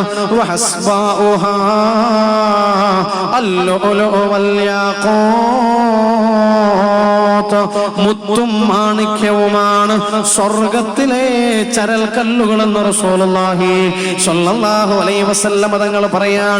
നാളെ സ്വർഗത്തിലെത്തി കഴിഞ്ഞാൽ അതിലൂടെ നടന്നങ്ങ് നീങ്ങുമ്പോ നമ്മൾ എവിടെയാ ചവിട്ടുന്നതെന്നറിയോ? ആ സ്വർഗത്തിലുള്ള മുത്തും മാണിക്യത്തിന്റെയും മുകളിൽ ചവിട്ടിയിട്ടാ നമ്മൾ നടക്കുക. അല്ലാ അല്ലാ, സ്വർഗത്തിലെ മാണിക്യങ്ങളെ ചവിട്ടിയിട്ട് നടക്കാൻ ഞങ്ങൾക്ക് തൗഫീഖ് തരണേ അല്ലാ. ഇനിയോ സ്വർഗത്തിലും മണ്ണുണ്ട്, ദുനിയാവിലും മണ്ണുണ്ടല്ലോ, അതുപോലെ സ്വർഗത്തിലും മണ്ണുണ്ട്.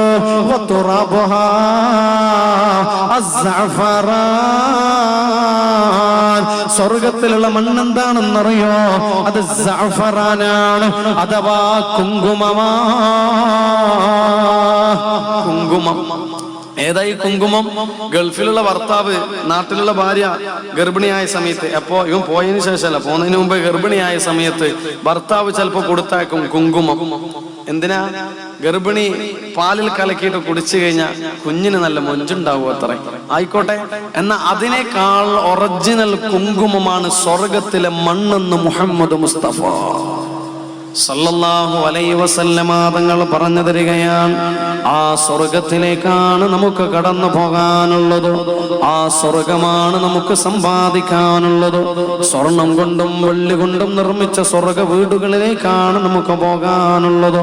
ആ സ്വർഗത്തിലേക്ക് പോകാൻ സ്വർഗത്തിന് ചില വാതിലുകളുണ്ട്. സ്വർഗത്തിന് 8 വാതിലുകളുണ്ട്, നരകത്തിന് 7 വാതിലുകളുമുണ്ട്. സ്വർഗത്തിന് 8, നരകത്തിന് 7. ഞാൻ ഈ സദസ്സിനോട് ചോദിക്കാം, ആള് കൂടുതൽ സ്വർഗത്തിലാണോ നരകത്തിലാണോ? മനസ്സിലാകുന്നില്ലേ? കുഴപ്പമൊന്നുമില്ലല്ലോ. ആള് കൂടുന്നത് സ്വർഗത്തിലാണോ നരകത്തിലാണോ? നരകത്തിൽ. അപ്പൊ പിന്നെ വാതിൽ കൂടേണ്ടത് സ്വർഗത്തിനാണോ നരകത്തിനാണോ? ആള് കൂടുതൽ പോകാനുള്ളിടത്തിലെ വാതിൽ കൂടേണ്ടത്. എന്നാ സത്യത്തിൽ ഇവിടെ വാതിൽ കൂടിയിട്ടുള്ളത് സ്വർഗത്തിനാണ്. എന്നാ സ്വർഗത്തിൽ എത്ര ആളാ പോവാ കേട്ടോ? 1001 ആളിൽ 1000 ആളുകൾ നരകത്തിലേക്ക് പോകുമ്പോ ഒരാൾ മാത്രമേ സ്വർഗത്തിലേക്ക് പോകൂന്ന് മുഹമ്മദ് മുസ്തഫ സല്ലല്ലാഹു അലൈഹി വസല്ലം. ഇതെല്ലാം കേൾക്കുമ്പോൾ നമ്മളെ ഖദീജ ചിന്തിക്കുന്നുണ്ടാവും, പഠിച്ചോനെ ഈ ബല്ലാക്കടപ്പുറത്ത് 1000 ആളുകൾ നരകത്തിൽ പോകുമ്പോ ഒരാളെ സ്വർഗത്തിൽ പോകും. ബല്ലാക്കടപ്പുറത്തിന്റെ അവസ്ഥയല്ല. ദുനിയാവുണ്ടായ അന്ന് മുതൽ അവസാനിക്കുന്ന അന്ന് വരെ ആരൊക്കെ മനുഷ്യനായി പിറന്നു വീണോ, മുസ്ലിമും മുസ്ലിം അല്ലാത്തവരും, മതമുള്ളവനും മതമില്ലാത്തവനും, ഇങ്ങനെയൊക്കെ എല്ലാം കൂട്ടിയിട്ട് അതിൽ ഒരു ആവറേജ്, ഒരു ശരാശരി പറയാൻ, അഥവാ 1000 ആളുകൾ നരകത്തിൽ പോകുമ്പോ ഒരാളെ സ്വർഗത്തിലേക്ക് പോവുകയുള്ളൂ. അപ്പം സ്വർഗത്തിന്റെ 1000 ഇരട്ടി ആളുകളാണ് നരകത്തിലുള്ളത്. പക്ഷെ നരകത്തിന്റെ വാതിലിന്റെ എണ്ണം 7 മാത്രമാണ്. സ്വർഗത്തിന്റെ വാതിലിന്റെ എണ്ണം 8 എണ്ണമാണ്. എന്തേ കാരണം? നരകത്തിൽ പോകുന്ന ആളല്ലേ, അവരങ്ങനെയെല്ലാം പോയാൽ മതി, തിക്കും തിരക്കും പോയാൽ മതി. സ്വർഗത്തിൽ പോകുന്ന ആളോ അവര് സന്തോഷത്തോടെ വിശാലമായിട്ട് പോകണം. അതിനുകൊണ്ട് 8 വാതിലുകൾ അല്ലാഹു സ്വർഗത്തിന് നൽകിയത്. മാത്രമല്ല, സ്വർഗത്തിന്റെ ഒരു വാതിലിന്റെ വീതി എത്രയാണെന്നറിയോ? അല്ലാഹുവിന്റെ ഹബീബ് പറഞ്ഞു തരികയാണ്, 3 വർഷം തുടരെ നടന്നാൽ പോലും സ്വർഗത്തിന്റെ വാതിൽ വിട്ട് കടക്കാൻ കഴിയൂലാന്ന് മുഹമ്മദ് മുസ്തഫ സല്ലല്ലാഹു അലൈഹി വസല്ലം തങ്ങൾ പറയുകയാണ്. 3 വർഷം ഇവിടെ നിന്ന് നടന്നു കഴിഞ്ഞാൽ എവിടം വരെ എത്തുമോ അത്രയും വീതിയാണ് സ്വർഗത്തിന്റെ വാതിലുള്ളതെന്ന് റസൂലുള്ളാഹി സല്ലല്ലാഹു അലൈഹി വസല്ലം തങ്ങൾ പറയാൻ. ഇതെല്ലാം കേൾക്കുമ്പോ നമുക്ക് ദ്വാരക്കാൻ തോന്നുന്നില്ലേ? അതിലേക്ക് നീ ഒരു പാസ് താമന്നാനേ, അത് നിന്റെ പക്കൽ മാത്രമാഹന്നാനേ. ഇനിയോ ആ സ്വർഗത്തിന്റെ വാതിലിലൂടെ നമുക്ക് പാറിപ്പറന്നു പോകണം. നമ്മളൊക്കെ ആഗ്രഹിക്കുന്നത് ഏതെങ്കിലും ഒരു വാതിലിലൂടെയെങ്കിലും സ്വർഗത്തിലെത്തിയാൽ മതി എന്നാ. ഈ വിഷയം അബൂബക്കർ സിദ്ദീഖ് റളിയല്ലാഹു അൻഹു റസൂലുള്ളാഹിനോട് ചോദിച്ചു, നബിയേ ഹൽ യുദ്ആ അഹദും മിൻഹാ, സ്വർഗത്തിന്റെ എല്ലാ വാതിലുകളിലൂടെയും ആരെങ്കിലും വിളിക്കപ്പെടുമോ എന്നോ, സ്വർഗത്തിലെ 8 വാതിലുകളിലൂടെയും ആർക്കെങ്കിലും സ്വർഗത്തിലേക്ക് പോകാൻ കഴിയുമോ എന്നോ അബൂബക്കർ സിദ്ദീഖ് റളിയല്ലാഹു അൻഹു ചോദിക്കുകയാണ്. ആ സമയത്ത് റസൂലുള്ളാഹി എന്താ മറുപടി പറഞ്ഞത്? വഅർജു അൻ തകൂന മിൻഹും, നീ അവരിൽ പെട്ടവരാവാൻ ഞാൻ ആഗ്രഹിക്കുന്നു. അതേ അബൂബക്കർ,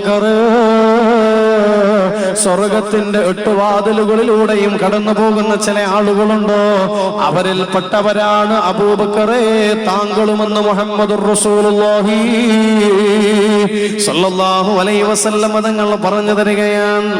ഇനിയോ ആ വാതിൽ 8 വാതിലുകളും 8 വ്യത്യസ്തമായ ആളുകൾക്കാണ്. നമ്മൾ മുമ്പേ കേട്ടിട്ടുണ്ട്, നോമ്പെടുക്കുന്ന ആളുകൾക്ക് റയ്യാൻ എന്ന വാതിലുണ്ട് സ്വർഗത്തിൽ പോവാനെന്ന്. അതേപോലെ ഈ കൂട്ടത്തിൽ പാവപ്പെട്ടവരാരെങ്കിലും ഉണ്ടോ? സാമ്പത്തിക വിഷമം അനുഭവിക്കുന്നവര്? ഉണ്ടെന്നൊന്നും ഇപ്പം പറയണ്ട, നിങ്ങൾ മനസ്സിലാക്കിയാൽ ഉണ്ടെങ്കിൽ അവർക്ക് പറഞ്ഞു തരാം. സ്വർഗത്തിലൊരു വാതിലുണ്ടോ, ആ വാതിലിലൂടെ പാവപ്പെട്ടവർ മാത്രമേ കടന്നു പോവുകയുള്ളൂ എന്ന് മഹാനായ മുഹമ്മദ് മുസ്തഫ സല്ലല്ലാഹു അലൈഹി വസല്ലമ തങ്ങൾ പറയുകയാണ്. അതുകൊണ്ടാണ് റസൂലുള്ളാഹി ദുആ ചെയ്തത്, അല്ലാഹുമ്മ അഹീനി മിസ്കീനാ വ അമിത്നി മിസ്കീനാ വഹ്ശുർനി ഫീ സുംറത്തിൽ മസാകീൻ. അല്ലാഹുവേ, നീ എന്നെ മിസ്കീനാക്കണേ അല്ലാ, നീ എന്നെ മിസ്കീനായി ജീവിപ്പിക്കണേ അല്ലാ, നീ എന്നെ മിസ്കീനായി മരിപ്പിക്കണേ അല്ലാ. നാളെ ഖിയാമത്ത് നാളിൽ മിസ്കീന്മാരുടെ കൂട്ടത്തിൽ നീ എന്നെ പ്രവേശിപ്പിക്കണേ അല്ലാ എന്ന് റസൂലുള്ളാഹി ദുആ ചെയ്യുകയാണ്. ആയിഷ ബീവി ചോദിച്ചല്ലോ, യാ റസൂലല്ലാഹ്, നബിയേ എന്തിനാണ് ഇങ്ങനെ ദുആ ചെയ്യുന്നത് എന്ന്. അന്നേ അവരുടെ മുന്നിൽ നിന്ന് അവരുടെ നേതാവായിട്ട് ആദ്യമായി ആ വാതിലിലൂടെ കടന്നു പോകുന്നവരാരാണെന്നറിയോ? അത് പാവപ്പെട്ടവരുടെ നേതാവ്, ഒരുപാട് കഷ്ടനഷ്ട യാതന വേദനകൾ അനുഭവിച്ച പ്രവാചകൻ ബഹുമാനപ്പെട്ട അയ്യൂബ് അലൈഹിസ്സലാത്തു വസ്സലാമാണ് ആ വാതിലിലൂടെ ആദ്യമായി കടന്നു പോവുക എന്ന് മുഹമ്മദ് മുസ്തഫ സല്ലല്ലാഹു അലൈഹി വസല്ലം. പാവപ്പെട്ടവർക്ക് മാത്രം പോവാൻ ഒരു വാതിലുണ്ട്. അങ്ങനെ ഒരുപാട് വാതിലുകൾ. അതിൽ മറ്റൊരു വാതിലുണ്ട്. അത് ആർക്കുള്ളതാണെന്നറിയോ? പറയാം. ആ വാതിലും ആ വാതിലിലൂടെ പോയവർക്ക് സ്വർഗത്തിലൊരു വീടുണ്ട്. അതാർക്കാണ്? നമ്മളെ വിഷയം തന്നെ അതാണ്. സ്വർഗത്തിലൊരു വീട് നിർമ്മിക്കാനുള്ള വഴിയാണ്. ഒരു 5 വഴികൾ ഇൻഷാ അല്ലാഹ് ഞാനിവിടെ പറയും. അത് ഇൻഷാ അല്ലാഹ് ജീവിതത്തിൽ കൊണ്ട് നടക്കണം. അള്ളാഹു തൗഫീഖ് തരട്ടെ. സ്വർഗത്തിൽ വീട് നിർമ്മിക്കാനും ആ വാതിലിലൂടെ കടന്നു പോയവർക്ക് സ്വർഗത്തിലൊരു വീടുണ്ടെന്നുമെന്നാണ്. ഏതാണ് ആ വാതിലെന്നറിയോ? ആർക്കാണ് ആ വാതിലെന്നറിയോ? നാളെ പരലോകത്ത് ഒരു ചാൺമുകളിൽ സൂര്യൻ കത്തിജ്വലിച്ച് നിൽക്കുന്ന മഹ്ശറാവൻ സഭയിലോ കോടാനുകോടി മനുഷ്യന്മാര് പാരാപാരം പോലെ പരന്നു കിടക്കുമ്പോ അല്ലാഹു തആലയുടെ അനുഗ്രഹത്തിന്റെ ചില മലക്കുകൾ അങ്ങ് ഇറങ്ങി വരികയാണ്. എന്നിട്ട് അവർ വിളിച്ചു ചോദിക്കുമത്രേ, ഐനല്ലദീന യുദീമൂന അലാ സ്വലാത്തിൽ ളുഹാ. ആ മഹ്ശറയിൽ ഇറങ്ങി വന്ന മലക്കുകൾ ചോദിക്കുകയാ, എവിടെയാണ് പതിവായി ളുഹാ നമസ്കരിക്കുന്ന ആളുകളോ? ഈ കൂട്ടത്തിൽ ളുഹാ നമസ്കാരം പതിവായി നിസ്കരിക്കുന്നവരുണ്ടോ? ഉണ്ടെങ്കിൽ അവരൊന്ന് മാറി നിൽക്കോ. ഇത് കേൾക്കുമ്പോൾ കോടിക്കണക്കിന് വരുന്ന മനുഷ്യന്മാരുടെ കൂട്ടത്തിൽ പതിവായി ളുഹാ നമസ്കരിക്കുന്ന ആളുകളോ അവരങ്ങ് മാറി നിൽക്കുന്നു. ആ സമയത്ത് പതിവായി ളുഹാ നമസ്കരിക്കുന്ന ആളുകൾ മാറി നിന്നപ്പോ അവരോടായിട്ട് മലക്കുകൾ പറയുകയാണ്, ഹാദാ ബാബുക്കും, അതാ അത് കണ്ടോ, അവിടെ ഒരു വാതിൽ കണ്ടോ, അത് നിങ്ങളുടെ വാതിലാണ്. ഫദ്ഖുലൂഹാ ബിറഹ്മത്തില്ലാഹ്. അല്ലാഹുവിന്റെ റഹ്മത്ത് കാരണം അതിലൂടെ നിങ്ങൾക്ക് സ്വർഗത്തിലേക്ക് പോകാമെന്ന് ഈ മലക്കുകൾ പതിവായി ളുഹാ നമസ്കരിക്കുന്ന ആളുകളോട് നാളെ പരലോകത്ത് വെച്ച് പറയുമത്രേ. എന്ന് വെച്ചാൽ പതിവായി ളുഹാ നിസ്കരിക്കുന്നവർക്ക് പ്രത്യേകമായിട്ട് സ്വർഗത്തിലേക്ക് കടന്നു പോകാൻ പ്രത്യേക വാതിലുകളുണ്ട്. ആ വാതിലൂടെ കടന്നു ചെന്നാലോ അല്ലാഹുവിന്റെ ഹബീബ് പറഞ്ഞു തരികയാണ്, മൻ സല്ലല്ലാഹു അർബഅ, ആരെങ്കിലും പതിവായി 4 റക്അത്ത് വീതം ളുഹാ നമസ്കരിച്ചാൽ ബനല്ലാഹു ലഹു ബൈതൻ ഫിൽ ജന്ന, അയാൾക്ക് വേണ്ടി സ്വർഗത്തിൽ അല്ലാഹു ഒരു വീട് പണിയുമെന്ന് മുഹമ്മദ് മുസ്തഫ. ഉറക്കപ്പറ മുഹമ്മദ് മുസ്തഫ സല്ലല്ലാഹു അലൈഹി വസല്ലം. പതിവായി ളുഹാ നമസ്കരിക്കുന്നവർക്ക് സ്വർഗത്തിലൊരു വീടുണ്ടെന്ന് റസൂലുള്ളാഹി സല്ലല്ലാഹു അലൈഹി വസല്ലം. ഈ കൂട്ടത്തിൽ ആരെങ്കിലും ഉണ്ടോ? മനസ്സുകൊണ്ട് മറുപടി പറ. ഇന്ന് ളുഹാ നിസ്കരിച്ചവരുണ്ടോ? എന്റെ പ്രിയപ്പെട്ട ഉമ്മ, നീ വലിയ ഫർള് നമസ്കാരം കൃത്യമായി നിസ്കരിക്കുന്ന പെണ്ണാണ്, നീ വലിയ സിക്റും സ്വലാത്തും ചൊല്ലുന്ന പെണ്ണാണ്. ശരി, പക്ഷെ ചോദ്യം ചോദിക്കുകയാണ്, മനസ്സുകൊണ്ട് നീ മറുപടി പറയണേ പെങ്ങളെ, നീ പതിവായ ളുഹാ നിസ്കരിക്കലുണ്ടോ? ളുഹാ നിസ്കരിക്കലുണ്ടോ? നമ്മള് 4 റക്അത്ത് ളുഹാ നിസ്കരിച്ച സ്വർഗത്തിൽ ഒരു വീടുണ്ടെന്ന് റസൂലുള്ളാഹി സ്വല്ലല്ലാഹു അലൈഹി വസല്ലം. നിസ്കരിക്കലുണ്ടാ? എപ്പോഴാ ളുഹാ നിസ്കാരത്തിന്റെ സമയം? ആരെങ്കിലും ഒന്ന് പറഞ്ഞേ. മഗ്‌രിബിന് ശേഷമാണോ ഇശാക്ക് ശേഷമാണോ? മഗ്‌രിബിന് ശേഷമല്ലേ? അല്ല, ഇശാക്ക് ശേഷം അല്ലേ? ളുഹാ നമസ്കാരത്തിന്റെ സമയം എപ്പോഴാണ്?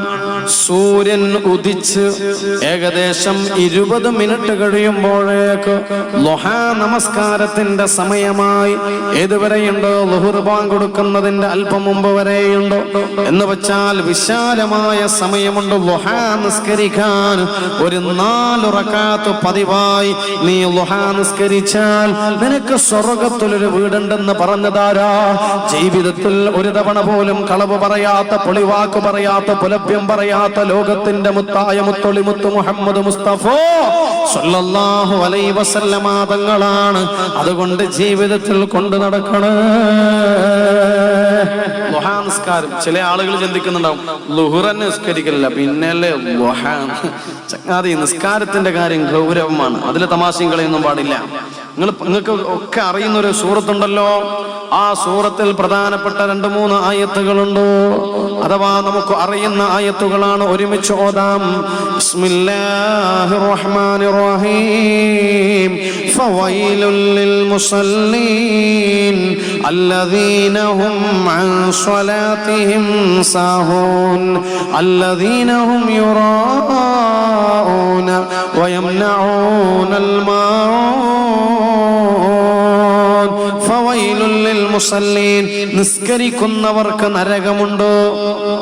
നമുക്ക് അർത്ഥമൊക്കെ അറിയുന്ന വിഷയ. നിസ്കരിക്കുന്നവർക്ക് നരകമുണ്ടോ? എന്ത് നരകം? വൈലെന്ന നരകമുണ്ടോ? എങ്ങനെ നിസ്കരിക്കുന്നവർ? അല്ലദീനഹും അൻ സ്വലാത്തിഹിം സാഹൂൻ, നിസ്കാരത്തെ തൊട്ട് അശ്രദ്ധരായ ആളുകൾ, അവർക്ക് വൈലെന്ന നരകമുണ്ടോ? എന്താ ഈ വൈലെന്ന നരകം? എന്താ ഈ നിസ്കാരത്തെ തൊട്ട് അശ്രദ്ധരാവല്? രണ്ടും ശരിക്കും കേൾക്കണം നമ്മൾ. നിസ്കാരത്തെ തൊട്ട് അശ്രദ്ധരാവുക എന്ന് പറഞ്ഞാൽ അവരാരാൻ? വൈലെന്ന നരകമെന്ന് പറഞ്ഞാൽ എന്താണ്? വൈലെന്ന നരകമെന്ന് പറഞ്ഞാൽ കാതുള്ളവരെ കേൾക്കണേ. വൈലെന്ന നരകത്തെ കുറിച്ച് മുഫസ്സിരീങ്ങൾ പറയുന്നു, നരകത്തിലെ ഏറ്റവും കാഠിന്യമുള്ള ഒരു ഭാഗമാണ് വൈലെന്ന നരകം. ആ വൈലെന്ന നരകത്തിലേക്ക് ഈ ഭൂമിയിലുള്ള പർവ്വതങ്ങളെയും പാറകളെയും വെച്ച് കഴിഞ്ഞാൽ നിമിഷങ്ങൾക്കകം ആ പാറകളും പർവ്വതങ്ങളും ഉരുകിപ്പോകുമെന്ന് മഹാന്മാര് രേഖപ്പെടുത്തുന്നു. ഈ ഭൂമിയിലുള്ള ഉറച്ച പാറകളും പർവ്വതങ്ങളും നിമിഷാർദ്രങ്ങളെ കൊണ്ട് ഉരുകിപ്പോകാൻ മാത്രം കഠിനകഠോരമായ ചൂടാണ് വൈലെന്ന നരകത്തിന്റെ ചൂടെങ്കിലും ആ വൈലെന്ന നരകമാർക്കാ? നിസ്കാരത്തെ തൊട്ട് അശ്രദ്ധരായ നിസ്കാരക്കാർക്കാണ്, നിസ്കരിക്കാത്ത ആളുകൾക്കല്ല. പിന്നെയോ നിസ്കാരത്തെ തൊട്ട് അശ്രദ്ധരായ നിസ്കരിക്കുന്ന ആളുകളാണ്. എന്ന് വച്ചാൽ സമയത്തിന് നിസ്കരിക്കാത്ത ആളുകള്. ഇപ്പൊ മനസ്സിലായ? സമയത്തിന് നിസ്കരിക്കാത്ത ആളുകളാരോ അവർക്കാണ് വൈലെന്ന നരകമുള്ളത്. അഥവാ ഇശാഇന്റെ സമയത്ത് മഗ്‌രിബ് നിസ്കരിക്കുന്നു, മഗ്‌രിബിന്റെ സമയത്ത് അസ്ർ നിസ്കരിക്കുന്നു, അസ്റിന്റെ സമയത്ത് ളുഹ്ർ നിസ്കരിക്കുന്നു, നിസ്കാരം ഖളാ ആക്കുന്നവരില്ലോ അവർക്കാണ് വൈലെന്ന നരകമുള്ളത്. അതുകൊണ്ട് ഖളാ ആക്കണ്ട. നിസ്കാരത്തിന്റെ കാര്യത്തിൽ ഗൗരവം കാണിക്കണം.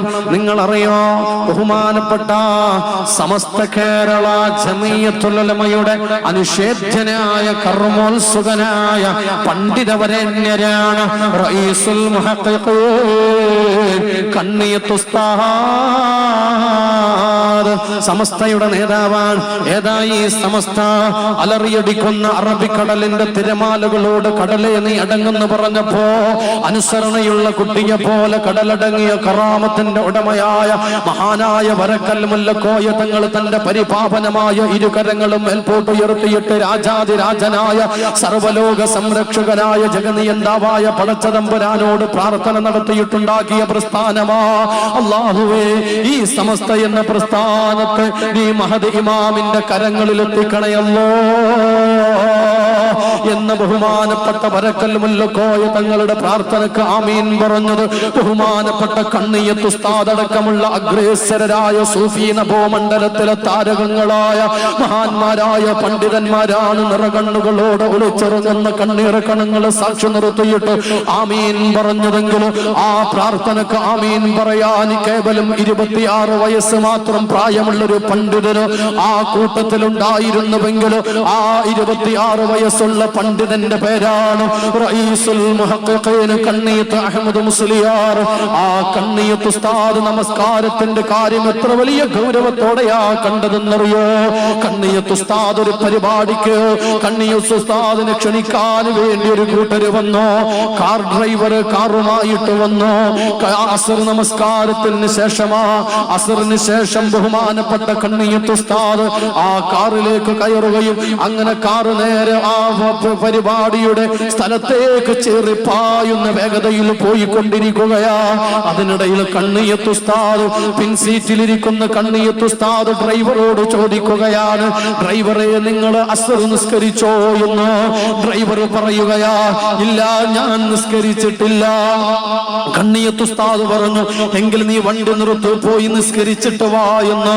ഡ്രൈവർ പറയുന്നു, ഉസ്താദേ സ്ഥലം ഇപ്പോൾ എത്താനായല്ലോ, നിസ്കാരം മഗ്രിബ് ബാങ്ക് കൊടുക്കുന്നതിന്റെ മുമ്പേ നമ്മൾ അവിടെ എത്തും, ഞാൻ അവിടെ എത്തിയിട്ട് നിസ്കരിച്ചാൽ പോരെ?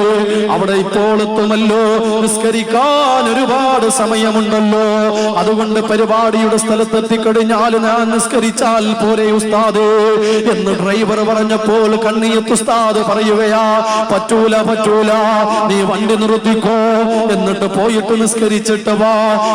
ഡ്രൈവർ പറയുകയാണ്, ഉസ്താദ് ഇവിടെ അടുത്തൊന്നും പള്ളിയില്ല, കുറെ നടക്കണമല്ലോ, അതുകൊണ്ട് ഞാൻ കാർ എടുത്തിട്ട് തന്നെ പോകാമെന്ന്. ഉസ്താദ് പറഞ്ഞു, പറ്റൂല പറ്റൂല, നീ ഇനി കാർ ഓടിക്കരുത്, എന്നെയും കൊണ്ട് നീ കാറുമായി പോകരുത്, എവിടെയാണോ പള്ളിയുള്ളതെങ്കിൽ അവിടെ പോയി നടന്നിട്ട് നീ നിസ്കരിച്ചിട്ട് വാ. കാരണം നീ കാറുമായിട്ട് പോകുന്ന സമയത്താണ് മരിക്കുന്നതെങ്കിൽ നാളെ പടച്ചതമ്പുരാന്റെ കോടതിയിൽ ഞാൻ മറുപടി പറയേണ്ടി വരും. കാരണം നിനക്ക് എന്നെ കൊണ്ടുപോകാൻ പോകുന്ന ഒരു കാരണം പറഞ്ഞിട്ട് നീ നമസ്കാരം ഒഴിവാക്കി കഴിഞ്ഞാൽ പടച്ചതമ്പുരാന്റെ കോടതിയിൽ ഞാനാ മറുപടി പറയേണ്ടത്, അതുകൊണ്ട് പോയിട്ട് നിസ്കരിച്ചിട്ട് വാ, നീ വരുന്നത് വരെ ഞാൻ ഇവിടെ നിന്നെ കാത്തു നിൽക്കാമെന്ന് പറഞ്ഞിട്ട് ആ ഡ്രൈവറോട് നിസ്കരിക്കാൻ വേണ്ടി പറഞ്ഞവരാ ബഹുമാനപ്പെട്ട കണ്ണിയത്ത് ഉസ്താദെങ്കില്. അതുപോലെയുള്ള പണ്ഡിതന്മാര്, സൂഫി ചക്രവർത്തിമാര്, അവരൊക്കെ നിസ്കാരത്തിന്റെ കാര്യം ഗൗരവത്തോടെ കണ്ടവരാ. ഫർള് നമസ്കാരം മാത്രമല്ല, സുന്നത്ത് നമസ്കാരത്തിന്റെ വിഷയത്തിലും ജാഗ്രത കാണിച്ചവരാ. നമ്മൾ അറിയില്ലേ, ഈ അടുത്ത് നമ്മോട് ഇവിടെ പറഞ്ഞു പോയവരല്ലേ, കർമ്മശാസ്ത്രത്തിലെ അവസാനത്തെ വാക്കല്ലേ സൈനുൽ ഉലമാ ചെറുശ്ശേരി ഉസ്താദ്. ആ ചെറുശ്ശേരി ഉസ്താദ് ദാറുൽ ഹുദ അറബി കോളേജിലെ പ്രിൻസിപ്പാൾ അല്ലേ. ആ ദാറുൽ ഹുദ അറബി കോളേജിൽ അന്ന് പഠിച്ചുകൊണ്ടിരുന്ന ആബിദ് ഹുദവി എന്ന് പറയുന്ന ഒരു ഉസ്താദ്, അന്ന് അവിടെ പഠിച്ചുകൊണ്ടിരിക്കുന്ന സമയം ബഹുമാനപ്പെട്ടവര് അന്ന് രാത്രി സമയത്തോ മൂത്രമൊഴിക്കാൻ വേണ്ടി എഴുന്നേൽക്കുകയും എന്നിട്ട് തന്റെ റൂമിലേക്ക് കിടന്നുറങ്ങാൻ വേണ്ടി പോകുമ്പോ ബഹുമാനപ്പെട്ട ചെറുശ്ശേരി ഉസ്താദിന്റെ റൂമിന്റെ വാതിലിലേക്ക് എത്തി നോക്കുകയാ. ആ സമയത്ത് വാതിൽ അല്പം തുറന്നിരിക്കുന്നുണ്ട്. ഈ അവിടെ പഠിക്കുന്ന ആ വിദ്യാർത്ഥി നേരെ ചെറുശ്ശേരി ഉസ്താദിന്റെ ആ പാതി തുറന്ന വാതിലിന്റെ അരികിലേക്ക് വരികയാ. ആ പാതിരാ നേരത്ത് ചെറുശ്ശേരി ഉസ്താദിന്റെ വാതിൽ എന്തിനാ തുറന്നതെന്നറിയാൻ ആ പാതി തുറന്ന വാതിലിന്റെ ആ വാതിലിലൂടെ അകത്തേക്ക് നോക്കിയപ്പോ അവിടെ കാണുന്നതെന്താണ്? ബഹുമാനപ്പെട്ട സൈനുൽ ഉലമാ ചെറുശ്ശേരി ഉസ്താദ് സുജൂദ് ചെയ്യുന്നു. അതേ സമസ്ത കേരള ജമിയത്തുൽ ഉലമ എന്ന പണ്ഡിത പ്രസ്ഥാനത്തിന്റെ തലതൊട്ടപ്പനായ പണ്ഡിതവരണ്യരായ ബഹുമാനപ്പെട്ട ചെറുശ്ശേരി ഉസ്താദ് പാതിരാ നേരത്ത് സുജൂദ് ചെയ്യുന്ന രംഗമാണ് ആ വിദ്യാർത്ഥി കാണുന്നത്. ആ വിദ്യാർത്ഥി ഒരുപാട് സമയം അതങ്ങ് നോക്കി നിൽക്കുകയാ. 5 മിനിറ്റ് കഴിഞ്ഞു, 10 10 മിനിറ്റ് കഴിഞ്ഞു, 15 മിനിറ്റ് കഴിഞ്ഞു. ചെറുശ്ശേരി ഉസ്താദ് തലയുയർത്തുന്നില്ല. ഉസ്താദ് സുജൂദിൽ തന്നെയാണ്. അങ്ങനെ നീണ്ട സുജൂദ് കണ്ടപ്പോ ഈ വിദ്യാർത്ഥിക്ക് വല്ലാത്ത പേടിയായി. ആ ദാറുൽ ഹുദയിലെ വിദ്യാർത്ഥി നേരെ തന്റെ റൂമിലേക്ക് പോവുകയാ. എന്നിട്ട് തന്റെ കൂടെയുള്ള കൂട്ടുകാരെ വിളിച്ചു നിർത്തുകയാ. എന്നിട്ട് ചെറുശ്ശേരി ഉസ്താദിന്റെ റൂമിന്റെ പാതി തുറന്ന വാതിലിനരികിലേക്ക് വരികയാ. എന്നിട്ട് നോക്കി നിൽക്കുകയാണ്. ഉസ്താദിന്റെ സുജൂദിലേക്ക് തന്നെ വിദ്യാർത്ഥികൾ നോക്കുന്നു. ഉസ്താദ് സുജൂദിൽ തന്നെ. അങ്ങനെ സമയങ്ങൾ പോയി ഏകദേശം 1.5 മണിക്കൂർ കഴിഞ്ഞപ്പോഴാണ് ചെറുശ്ശേരി ഉസ്താദ് സുജൂദിൽ നിന്ന് എഴുന്നേൽക്കുന്നത്. സുബ്ഹാനല്ലാഹ്. പാതിരാ നേരത്ത് പോലും സുന്നത്ത് നമസ്കാരത്തിലായി സുജൂദിലായി 1.5 മണിക്കൂറാണ്. പക്ഷെ ഈ 1.5 മണിക്കൂർ ഈ വിദ്യാർത്ഥികൾ നോക്കാൻ തുടങ്ങിയത് മുതലുള്ള 1.5 മണിക്കൂറാ.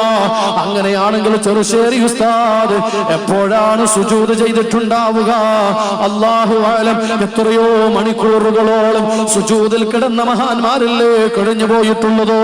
അതുകൊണ്ട് തന്നെയാണല്ലോ ഈ ലോകത്തോട് വിട പറയുമ്പോ ലാ ഇലാഹ ഇല്ലല്ലാഹ് എന്ന് ചൊല്ലിയിട്ട് മരിക്കാൻ അവർക്ക് സാധ്യമായിട്ടുള്ളതോ. അതുകൊണ്ട് എന്റെ പ്രിയപ്പെട്ട ഉമ്മ, ഫർള് നമസ്കാരവും സുന്നത്ത് നമസ്കാരവും പ്രത്യേകം ഒന്ന് ശ്രദ്ധിക്കണേ.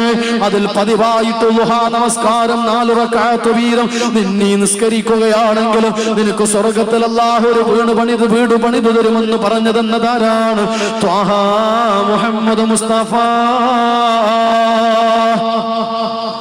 സല്ലല്ലാഹു അലൈഹി വസല്ലം തങ്ങളാണ്. അതുകൊണ്ട് സ്വർഗത്തിൽ വീട് നിർമ്മിക്കാനുള്ള 5 വഴികളിൽ ഒന്നാമത്തെ വഴിയാണ് 4 റക്അത്ത് ദുഹാ നിസ്കരിക്കുക. ഇത് പറയുമ്പോ 1000 ആളുകൾ ഇത് കേൾക്കുന്നുണ്ടെങ്കിൽ ഒരു 10 ആളുകൾ ഇപ്പോൾ മനസ്സുകൊണ്ട് തീരുമാനിച്ചിട്ടുണ്ടാവും മരണം വരെ ഞാൻ ഇത് തുടരുമെന്ന്. ദുഹാ നമസ്കാരം അല്ലാഹുവേ തൗഫീഖ് തരണേ അല്ലാഹ്. ആ 10ൽ ആരൊക്കെ ഉണ്ടാവും? അല്ലാഹുവേ അനുഗ്രഹിക്കണേ അല്ലാഹ്. അല്ലാഹുവേ പതിവായി ദുഹാ നിസ്കരിക്കുന്നവരുടെ കൂട്ടത്തിൽ ഉൾപ്പെടുത്തണേ അല്ലാഹ്. ഇനി സ്വർഗത്തിൽ വീട് നിർമ്മിക്കാൻ 5 വഴികളിൽ ഒന്നാമത്തെ വഴിയാണ് ദുഹാ നിസ്കാരം. ഇനി രണ്ടാമത്തെ വഴി പറഞ്ഞു തരാം. അതൊരു ഹദീസാണ്. ആ ഹദീസിൽ 4 കാര്യങ്ങളുണ്ട്. അപ്പൊ 4ഉം ഇപ്പറഞ്ഞ 1ഉം 5. ആ 4 ഓരോന്നായിട്ട് പറയും. അതിനു മുമ്പ് ഒന്ന് ചൊല്ല്.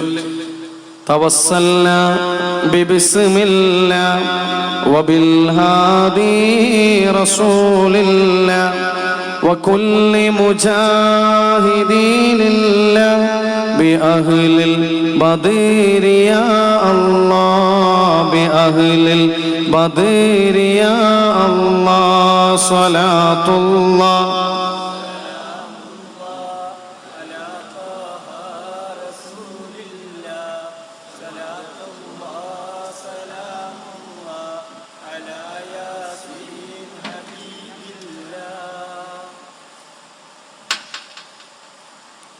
രണ്ടാമത്തെ മാർഗം. 5 വഴികൾ പറയും സ്വർഗത്തിൽ വീട് നിർമ്മിക്കും.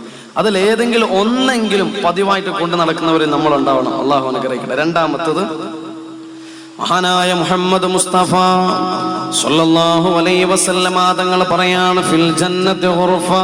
തീർച്ചയായും സ്വർഗ്ഗത്തിലൊരു റൂമുണ്ട്. സ്വർഗ്ഗത്തിലൊരു റൂമുണ്ട്, ഒരു സൗധമുണ്ട്. എന്താണ് ആ റൂമിന്റെ പ്രത്യേകത?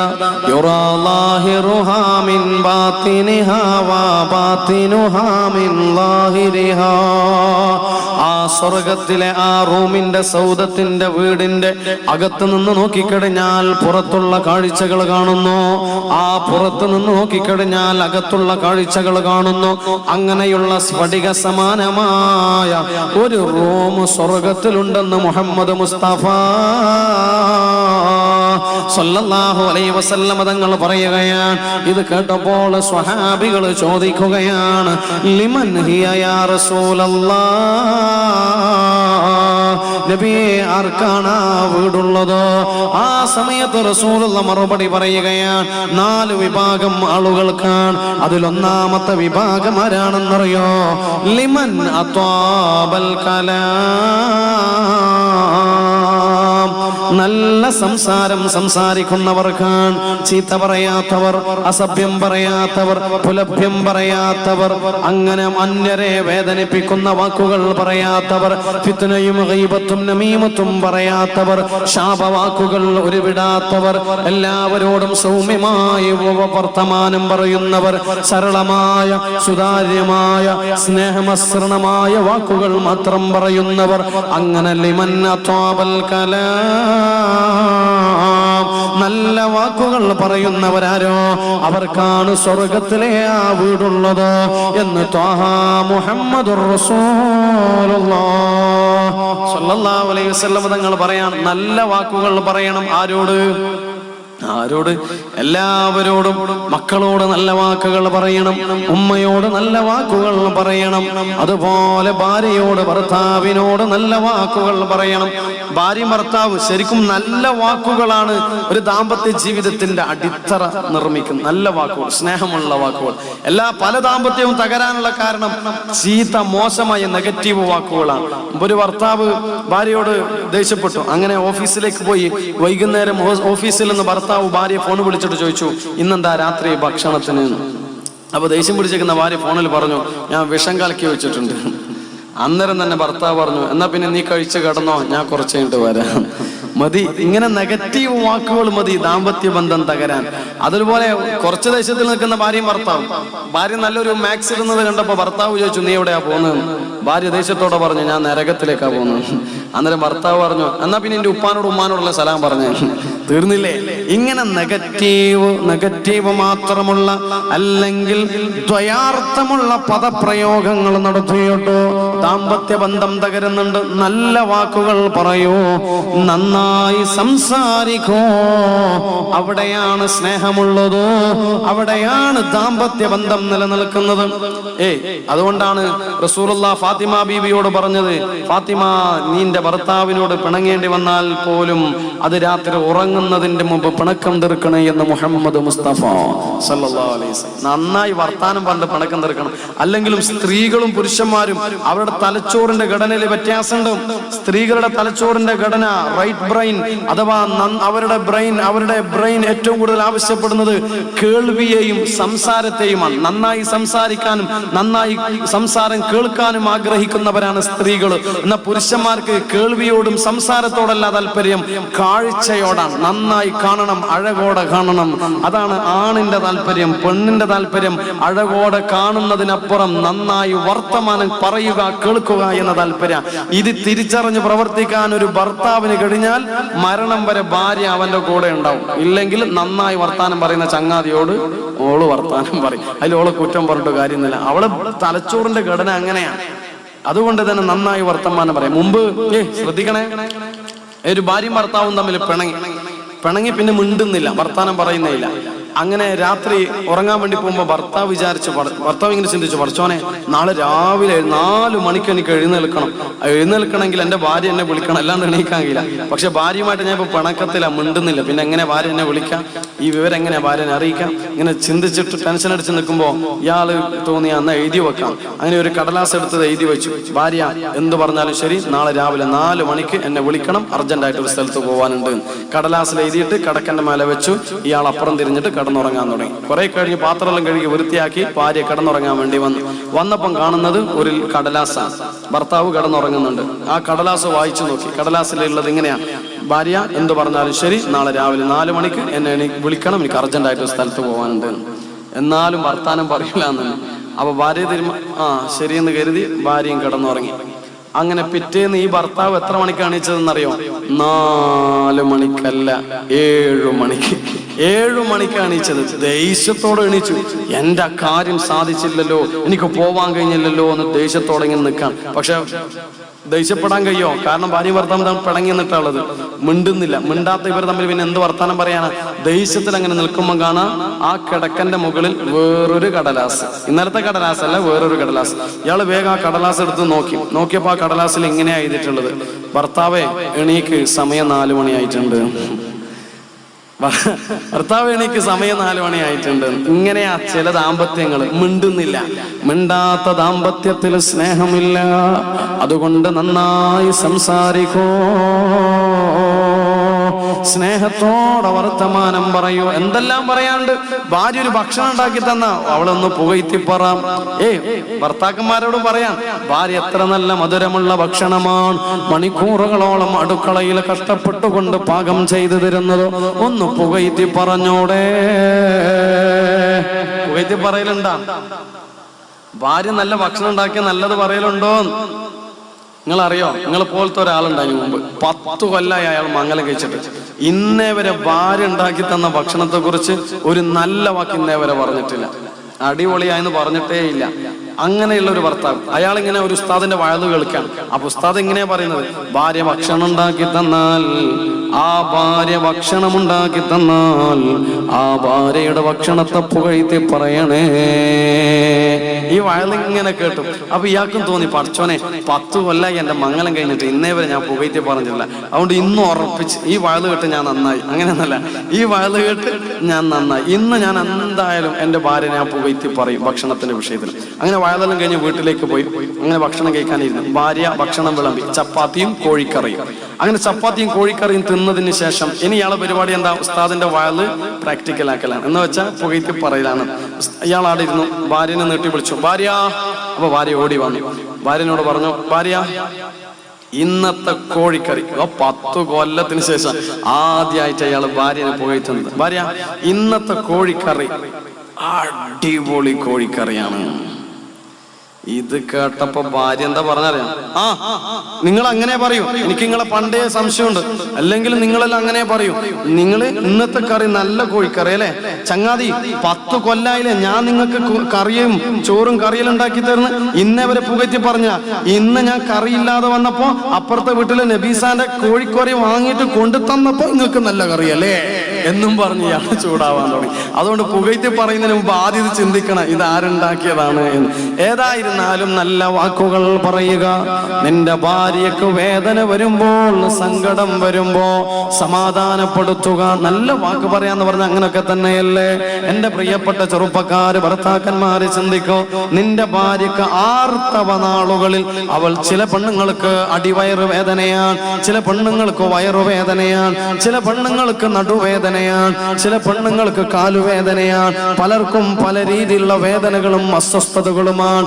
ആ ആർത്തവ നാളുകളിൽ പല രീതിയിലുള്ള വേദനകൾ അവർ അനുഭവിക്കുമ്പോ ആ സമയത്ത് അവർ ചിലപ്പോൾ മണിക്കൂറുകളോളം കിടന്നു വരാം. ആ സമയത്താണ് ജോലി കഴിഞ്ഞ് നീ വീട്ടിലേക്ക് തിരിച്ചു വരുന്നതെങ്കിലും നിന്റെ ഭാര്യയെ നീ ആക്ഷേപിക്കല്ല. അവൾ പാവമാണ്. പ്രകൃതിപരമായി അവൾക്കുള്ള ആർത്തവ സംബന്ധമായ വേദന അവൾ അനുഭവിച്ചു കൊണ്ടിരിക്കുകയാണ്. ആ സമയത്ത് അവളെ ദേഷ്യം പിടിപ്പിക്കുന്ന വർത്തമാനം പറയല്ല. അതെടുക്ക്, ഇതെടുക്ക്, അത് ചെയ്യ്, ഇത് ചെയ്യെന്ന് പറഞ്ഞിട്ട് ആ സമയത്തും നീ അവളെ വെറുപ്പിക്കുന്ന വർത്തമാനം പറയല്ല. നല്ല വാക്കു പറയോ. തലവേദനയോടെ കിടക്കുന്ന നിന്റെ ഭാര്യയുടെ അരികെ ഇരുന്നിട്ടോ ആ നെറ്റിത്തടത്തിൽ മാർദ്ദവമായി തടവിയിട്ടോ ഒരു ആശ്വാസത്തിന്റെ ഒരു വാക്ക് പറഞ്ഞാൽ ആ ദാമ്പത്യം എന്ത് മനോഹരമാ. എന്റെ പ്രിയപ്പെട്ട പെങ്ങളോ, നിന്റെ ഭർത്താവ് ഒരുപാട് പ്രയാസം അനുഭവിച്ച് വീട്ടിലേക്ക് വരുമ്പോ, ആ ഭർത്താവ് നിരാശനായി നിൽക്കുമ്പോ സാന്ത്വനത്തോടെ ഭർത്താവിന്റെ പുറം തടവിയിട്ടോ, നിങ്ങൾ എന്തിനാ ടെൻഷൻ അടിക്കുന്നത്, നിങ്ങളുടെ കൂടെ ഞാനില്ലേ എന്ന് പറഞ്ഞിട്ടൊരു സമാധാനത്തിന്റെ വാക്ക് പറ. നല്ല വാക്ക് പറ. അല്ലാഹു തൗഫീഖ് തരട്ടെ. നല്ല വാക്കുകൾ പറയൂ, ചീത്ത വാക്കുകൾ ഉപേക്ഷിക്കൂ. നല്ല വാക്കുകൾ പറയുന്നവരാരോ അവർക്ക് അല്ലാഹു സ്വർഗത്തിലൊരു വീട് നിർമ്മിച്ചു കൊടുക്കുമെന്ന്. അതുകൊണ്ട് മൃദുലമായ വാക്കുകളോ. ഈ അടുത്ത് എന്നോടൊരു സഹോദരൻ പറഞ്ഞൊരു വിഷയമുണ്ടോ, അഥവാ അദ്ദേഹത്തിന്റെ നാട്ടിലോ ഒരാൾ മരിക്കാൻ വേണ്ടി കിടക്കുകയാണ്. ഇയാള് കാണാൻ വേണ്ടി പോകുന്നു. അങ്ങനെ മരിക്കാൻ വേണ്ടി പോകുന്ന ആള് നല്ല തൊപ്പിയൊക്കെ ധരിച്ച് നടക്കുന്ന മനുഷ്യനാണ്, താടിയുള്ള മനുഷ്യനാണ്, നെറ്റിത്തടത്തിൽ നിസ്കാര തടമ്പുള്ള മനുഷ്യനാണ്. അയാൾ മരിക്കാൻ വേണ്ടി പോകുമ്പോ ഈ കാണാൻ പോയ എന്റെ സുഹൃത്ത് ദിക്ർ ചൊല്ലിക്കൊടുത്തു, ലാ ഇലാഹ ഇല്ലല്ലാഹ്. പക്ഷേ എത്ര ദിക്ർ ചൊല്ലിക്കൊടുത്തപ്പോഴും അയാൾ ചൊല്ലുന്നില്ല. അയാൾ പറയുന്നു, അയാൾ നിലവിളിക്കുകയാണ്, ദിക്ർ ചൊല്ലുന്നില്ല. അപ്പോൾ എന്റെ സുഹൃത്തിനാകെ അത്ഭുതമായി, നന്നായി നിസ്കരിക്കുന്ന ഈ മനുഷ്യൻ പോലും ദിക്ർ ചൊല്ലുന്നില്ലാന്നോ? ഒടുക്കം ദിക്ർ ചൊല്ലാതെ അയാൾ മരിച്ചുപോയി. അപ്പോൾ എന്റെ സുഹൃത്തിന് വല്ലാത്ത വേവലാതിയായി. കൃത്യമായി പള്ളിയിൽ പോയി ജമാഅത്തിന് പങ്കെടുക്കുന്ന മനുഷ്യനു ദിക്ർ ചൊല്ലാൻ കഴിഞ്ഞില്ലല്ലോ. ഇതിന്റെ കാരണം എന്താണ്? ഒടുക്കമോ ഇദ്ദേഹം ഈ എന്റെ സുഹൃത്തോ ഈ മരിച്ച ചങ്ങാതിയുടെ കുടുംബക്കാരോട് സംസാരിച്ചോ? എല്ലാവരോടും സംസാരിച്ചോ? പലരോടും ഈ വിഷയം പറഞ്ഞു. അവിടുന്നൊക്കെ കിട്ടിയ മറുപടി എന്താണെന്നറിയോ? ഈ മരിച്ച ആള് നല്ല മനുഷ്യൻ തന്നെയാണ്, കൃത്യമായി നിസ്കാരം ഒക്കെ ഉള്ള നല്ല മനുഷ്യനാണ്. പക്ഷെ ഇയാളുടെ കുഴപ്പം എന്താണെന്നറിയോ? മറ്റുള്ളവരോട് വർത്തമാനം പറയുമ്പോ വെറുപ്പിക്കുന്ന വാക്കുകൾ ഉപയോഗിക്കും. ദേഷ്യത്തോടെ വർത്തമാനം പറയുന്ന സ്വഭാവമാണ്. അങ്ങനെയുണ്ടല്ലോ ചില ആളുകള്, വർത്താനം പറയുമ്പോ ദേഷ്യം പിടിപ്പിക്കുന്ന വർത്താനം പറയും, ആകെ ടെൻഷൻ അടിപ്പിക്കുന്ന വർത്തമാനം പറയും, വല്ലാത്ത വെറുപ്പുളമാക്കുന്ന വാക്കുകൾ ഉപയോഗിക്കും. അത് വേണ്ട വേണ്ട. അങ്ങനെയുള്ളവർക്ക് സ്വർഗം പോലും കണി കാണാൻ കഴിയില്ല. നിങ്ങൾ അറിയോ, മഹാനായ മുഹമ്മദ് മുസ്തഫ സ്വല്ലല്ലാഹു അലൈഹി വസല്ലമ തങ്ങൾ തന്റെ സ്വഹാബികൾക്ക് ക്ലാസ് എടുത്തുകൊണ്ടിരിക്കുകയാണ്. ആ സമയത്ത് റസൂലുള്ളാഹി പറയുകയാണ്, സ്വഹാബികളെ, ഇന്ന് ഈ സദസ്സിലേക്ക് ഇനി ആരാണോ വരുന്നതെങ്കിലോ, ഈ സദസ്സിലേക്ക് ഇനി ആരാണോ വരുന്നതെങ്കിലോ അയാള് സ്വർഗത്തിന്റെ ഉടമയാണ്, അയാൾ സ്വർഗാവകാശിയാണ്. ഇതൊക്കെ കേട്ടപ്പോൾ സ്വഹാബികൾക്ക് വല്ലാത്ത അത്ഭുതമായി. പടച്ചോനെ, ഇനി ആരാണ് ഇവിടേക്ക് വരിക? ആ വന്നവർ സ്വർഗത്തിലാണെന്നല്ലേ റസൂലുള്ളാഹി പറഞ്ഞത്. സ്വഹാബികൾ ഇങ്ങനെ കാത്തു നിൽക്കാൻ തുടങ്ങി. കുറച്ച് സമയം അങ്ങ് കഴിഞ്ഞപ്പോ അതാ വരുന്നു ഒരു പാവപ്പെട്ട സ്വഹാബി, അബ്ദുല്ലാഹി ഇബ്നു സലാം റളിയല്ലാഹു അൻഹു എന്ന പാവപ്പെട്ട സ്വഹാബിയാ വരുന്നത്. അയാൾ സലാം ചൊല്ലിയിട്ട് സദസ്സിന്റെ ഒരു മൂലയിലിരുന്നു. അങ്ങനെ മണിക്കൂറുകൾ കഴിഞ്ഞു, സദസ്സ് പിരിഞ്ഞു. സദസ്സ് പിരിഞ്ഞപ്പോൾ ഈ അബ്ദുല്ലാഹി ഇബ്നു സലാമിന്റെ അരികിലേക്ക് ഒരു സ്വഹാബി വന്നിട്ട് ചോദിച്ചു, നിങ്ങളുടെ വീട്ടിലേക്ക് ഞാൻ വിരുന്ന് വരട്ടെ എന്ന്. നിങ്ങളുടെ വീട്ടിലേക്ക് ഞാൻ വിരുന്നു വരട്ടെയോ എന്ന് ഈ സ്വഹാബി അബ്ദുല്ലാഹി ഇബ്നു സലാമിനോട് ചോദിച്ചപ്പോൾ റളിയല്ലാഹു അൻഹു മഹാനവറുകൾ പറഞ്ഞു, നിങ്ങൾ എന്റെ വീട്ടിലേക്ക് വന്നോ, എനിക്ക് സന്തോഷം. അങ്ങനെ അദ്ദേഹം വീട്ടിലേക്ക് പോയി അബ്ദുല്ലാഹി സലാമിന്റെ കൂടെ. അങ്ങനെ വീട്ടിൽ ഒരു ദിവസം താമസിച്ചു, 2 ദിവസം താമസിച്ചു. 3ാമത്തെ ദിവസമായപ്പോ ഈ സ്വഹാബി അബ്ദുല്ലാഹി ഇബ്നു സലാമിനോട് പറഞ്ഞു, റളിയല്ലാഹു അൻഹു, അല്ലയോ അബ്ദുല്ലാഹി ഇബ്നു സലാം, ഞാൻ നിങ്ങളുടെ വീട്ടിൽ 3 ദിവസം എന്തിനാ താമസിച്ചതെന്നറിയോ? അതൊരു രഹസ്യം കണ്ടെത്താൻ വേണ്ടിയാണ്. അപ്പൊ അബ്ദുല്ലാഹി ഇബ്നു സലാം ചോദിച്ചു, എന്ത് രഹസ്യമാ നിങ്ങൾക്ക് കണ്ടെത്താനുള്ളത്? സ്വഹാബി പറഞ്ഞു, നിങ്ങളെ കുറിച്ച് റസൂലുള്ളാഹി സ്വർഗ്ഗത്തിലാണെന്ന് പറഞ്ഞിട്ടുണ്ട്. നിങ്ങൾ സ്വർഗ്ഗത്തിലാണെന്ന് റസൂലുള്ളാഹി പറഞ്ഞിട്ടുണ്ടോ? അതുകൊണ്ട് ഞാൻ പരീക്ഷിക്കുകയായിരുന്നു, ഞാൻ അന്വേഷണം നടത്തുകയായിരുന്നു. നിങ്ങൾ സ്വർഗ്ഗത്തിൽ പോകാൻ മാത്രം എന്ത് നന്മയാ ചെയ്യാറുള്ളത് എന്ന് അത് നിങ്ങളിൽ കണ്ടെത്താനാണ് 3 ദിവസം നിങ്ങളുടെ വീട്ടിൽ ഞാൻ വന്ന് താമസിച്ചത്. പക്ഷേ നിങ്ങളിൽ അങ്ങനെയുള്ള നന്മയൊന്നും കാണാൻ എനിക്ക് കഴിഞ്ഞിട്ടില്ല. സാധാരണ നമ്മളൊക്കെ ചെയ്യുന്ന അതേ നന്മ തന്നെയാണ് നിങ്ങളും ചെയ്യുന്നത്. പിന്നെന്ത് ാണ് നിങ്ങൾ സ്വർഗ്ഗത്തിലാണെന്ന് റസൂലുള്ളാഹി പറഞ്ഞതെന്ന് ചോദിച്ചപ്പോ അബ്ദുല്ലാഹി ഇബ്നു സലാം റളിയല്ലാഹു അൻഹു മറുപടി പറയുകയാണ്, സ്വഹാബി, ഞാൻ ഒരുപാട് നന്മ ചെയ്യുന്നവനൊന്നുമല്ല. പക്ഷേ എനിക്കൊരു യോഗ്യതയായി ഞാൻ കാണുന്നത്, എന്റെ നന്മയായി എനിക്ക് തോന്നുന്നൊരു കാര്യമുണ്ടോ? അത് മറ്റൊന്നുമല്ല, ഉറങ്ങാൻ കിടക്കുമ്പോ എന്റെ മനസ്സ് ശാന്തമാണ്. എന്റെ മനസ്സിൽ ആരോടും പകയില്ല, എന്റെ മനസ്സിൽ ആരോടും വെറുപ്പില്ലാത്ത പകയില്ലാത്ത വിദ്വേഷമില്ലാത്ത മനസ്സോടെയാണ് ഞാൻ കിടന്നുറങ്ങുക. ചിലപ്പോൾ അതുകൊണ്ടായിരിക്കാം എനിക്ക് സ്വർഗമുണ്ടെന്ന് റസൂലുള്ളാഹി പറഞ്ഞത് എന്ന് അബ്ദുല്ലാഹി ഇബ്നു സലാം റളിയല്ലാഹു അൻഹു മറുപടി പറയുകയാണ്. അതുകൊണ്ട് പ്രിയപ്പെട്ട മുഅ്മിനേ, ആരോടും വെറുത്തു നിൽക്കണ്ട, പകയോടെ സംസാരിക്കണ്ട, ചീത്തവാക്കുകൾ പറയേണ്ടതില്ല, നല്ല വാക്കുകൾ മാത്രം പറയാ. കാരണം നല്ല വാക്കുകൾ പറയുന്നവരാരോ അവർക്ക് സ്വർഗത്തിൽ അള്ളാഹു ഒരു വീട് നിർമ്മിച്ചു കൊടുക്കുമെന്നോ, അള്ളാഹു ഒരു റൂം സൗകര്യം ചെയ്തു കൊടുക്കുമെന്നോ ത്വാഹ മുഹമ്മദ് മുസ്തഫ സ്വല്ലല്ലാഹു അലൈഹി വസല്ലം തങ്ങൾ പറയുന്നു. ഇനിയോ സ്വർഗത്തിലൊരു വീട് നിർമ്മിക്കാൻ മൂന്നാമത്തെ കാര്യം ഏതാണെന്നറിയോ? മൂന്നാമത്തെ കാര്യം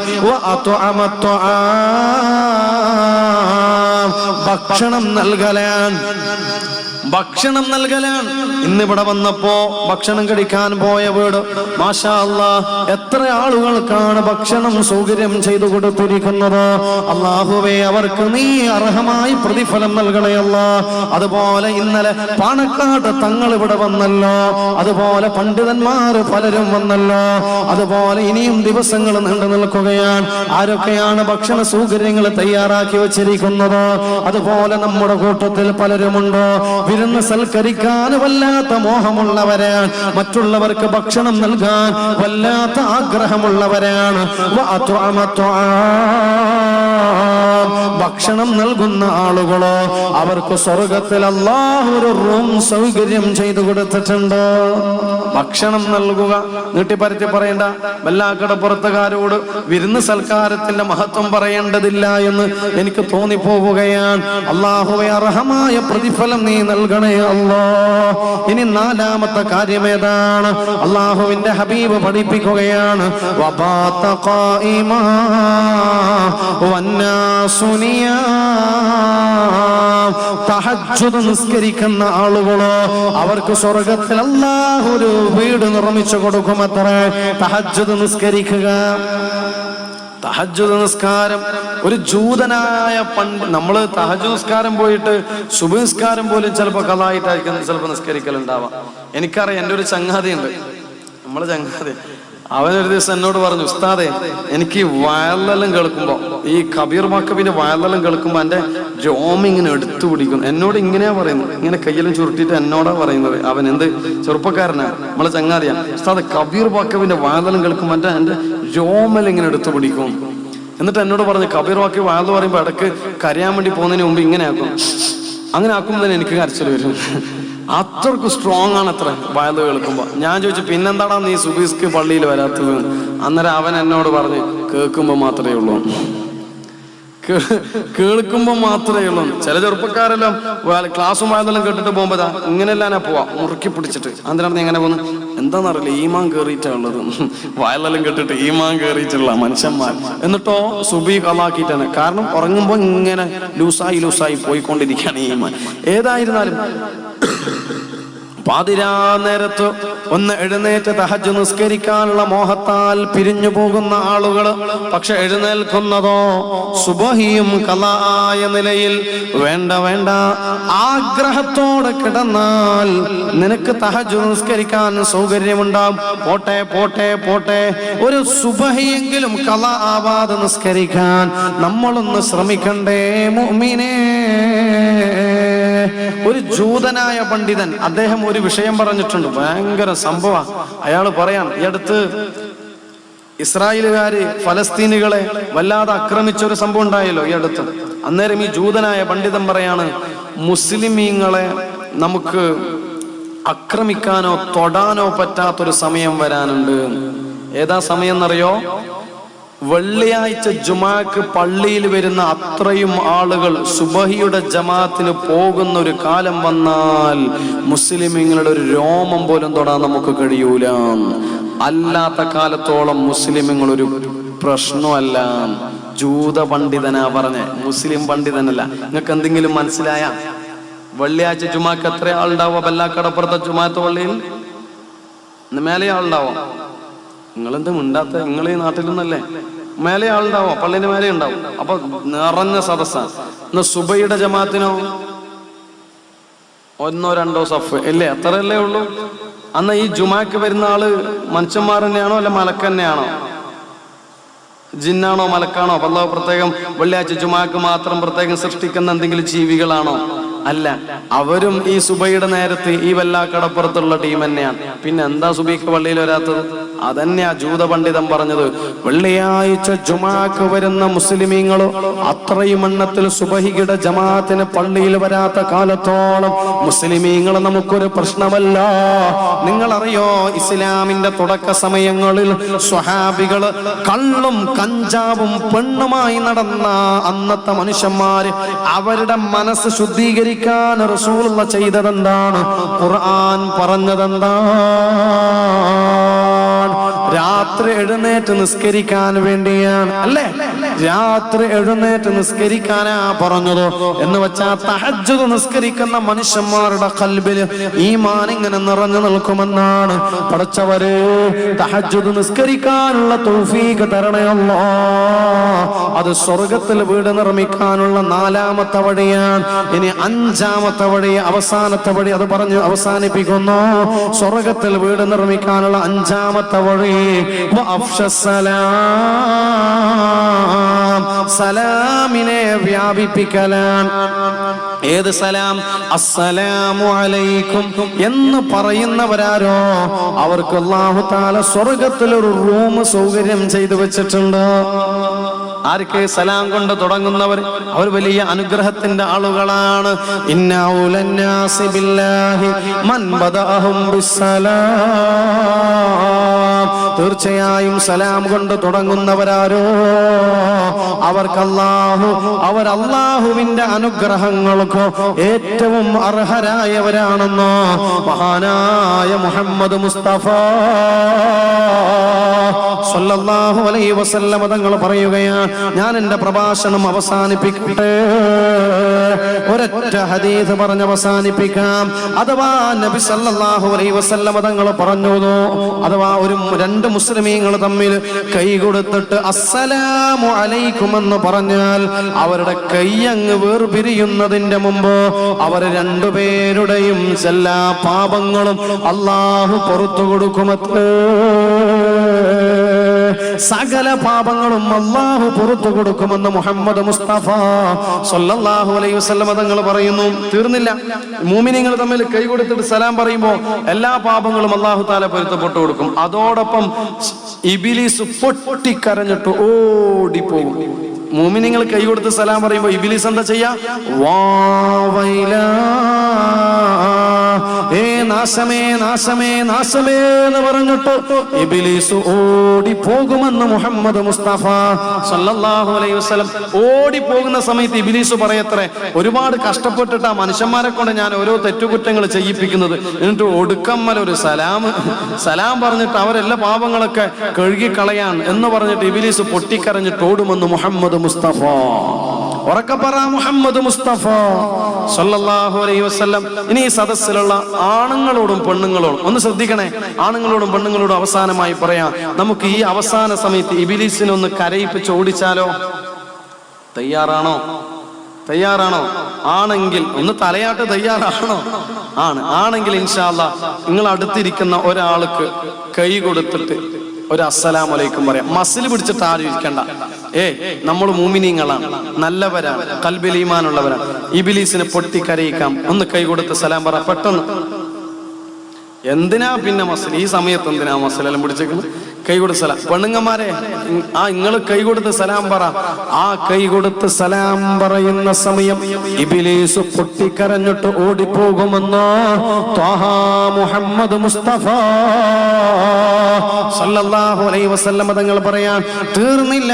ഈ സലാം കൊണ്ട് തുടങ്ങുന്ന ആളുകളോ, സലാം പറയുന്ന ആളുകളോ, സലാമിനെ വ്യാപിപ്പിക്കുന്ന ആളുകളോ അവർക്ക് സ്വർഗത്തില് വീടുണ്ടത്രോ, സ്വർഗത്തിലൊരു സൗധമുണ്ടത്രോ, സ്വർഗത്തിലൊരു റൂമുണ്ടത്രോ.